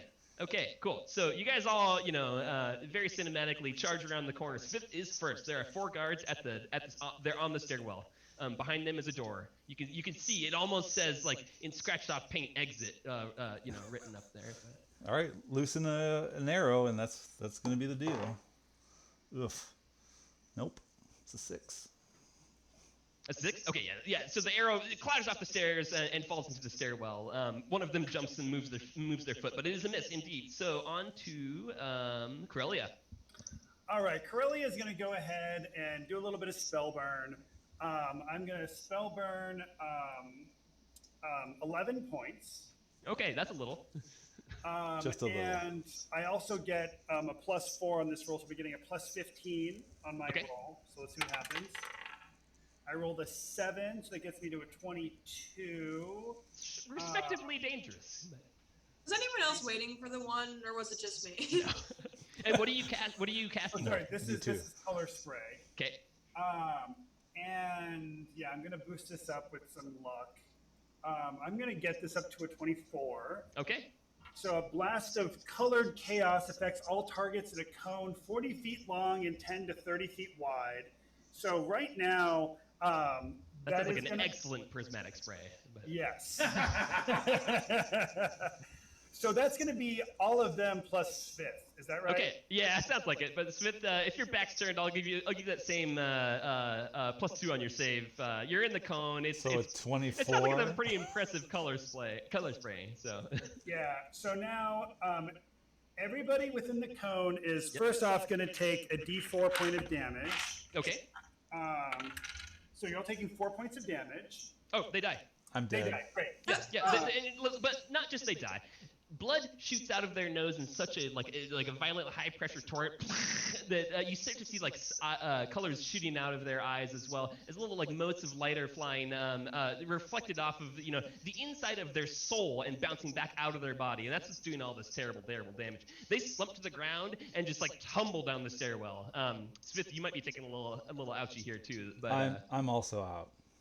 you're also down. Okay, your friends can Yeah, as we are at the clock, your friends can stabilize you, roust you after a few minutes there, and you crack the door open, and you're just walking out it turns out as you enter the busy streets of Lankmar, the first thing that happens is you bump into a cart merchant, and he's just like, "Hey, screw you, get out of my way," and pushes you out of the way. It's like no one even notices that something crazy was going on. It's just another typical afternoon of shenanigans in the middle of Lankmar City. You're somewhere near the marsh gate. You're not sure. Your head is pounding. The light is actually quite bright now. It smells terrible outside, like it always does, and there are 7,000 smokes over the sky. But you're not stuck in a basement anymore, and you're free to go off to your next adventure. So You guys, There you go. y'all want to get some breakfast with me? yeah, Breakfast is on me. Who's buying? Yeah. yeah. There's a guy with rat kebabs right around the corner. He's like, two for a tick. Like, Woo! Hey, well done. We got through it. And hey, a big hand for Chase for jumping in and pulling in a great adventure with us, and a great big hand for Jen Brinkman for sending us pre-gens. So Yeah. thank you all so much, and we really appreciate you guys tuning in, and thanks for watching, and we will see you guys next time on Blades Against Bandwidth. We're out.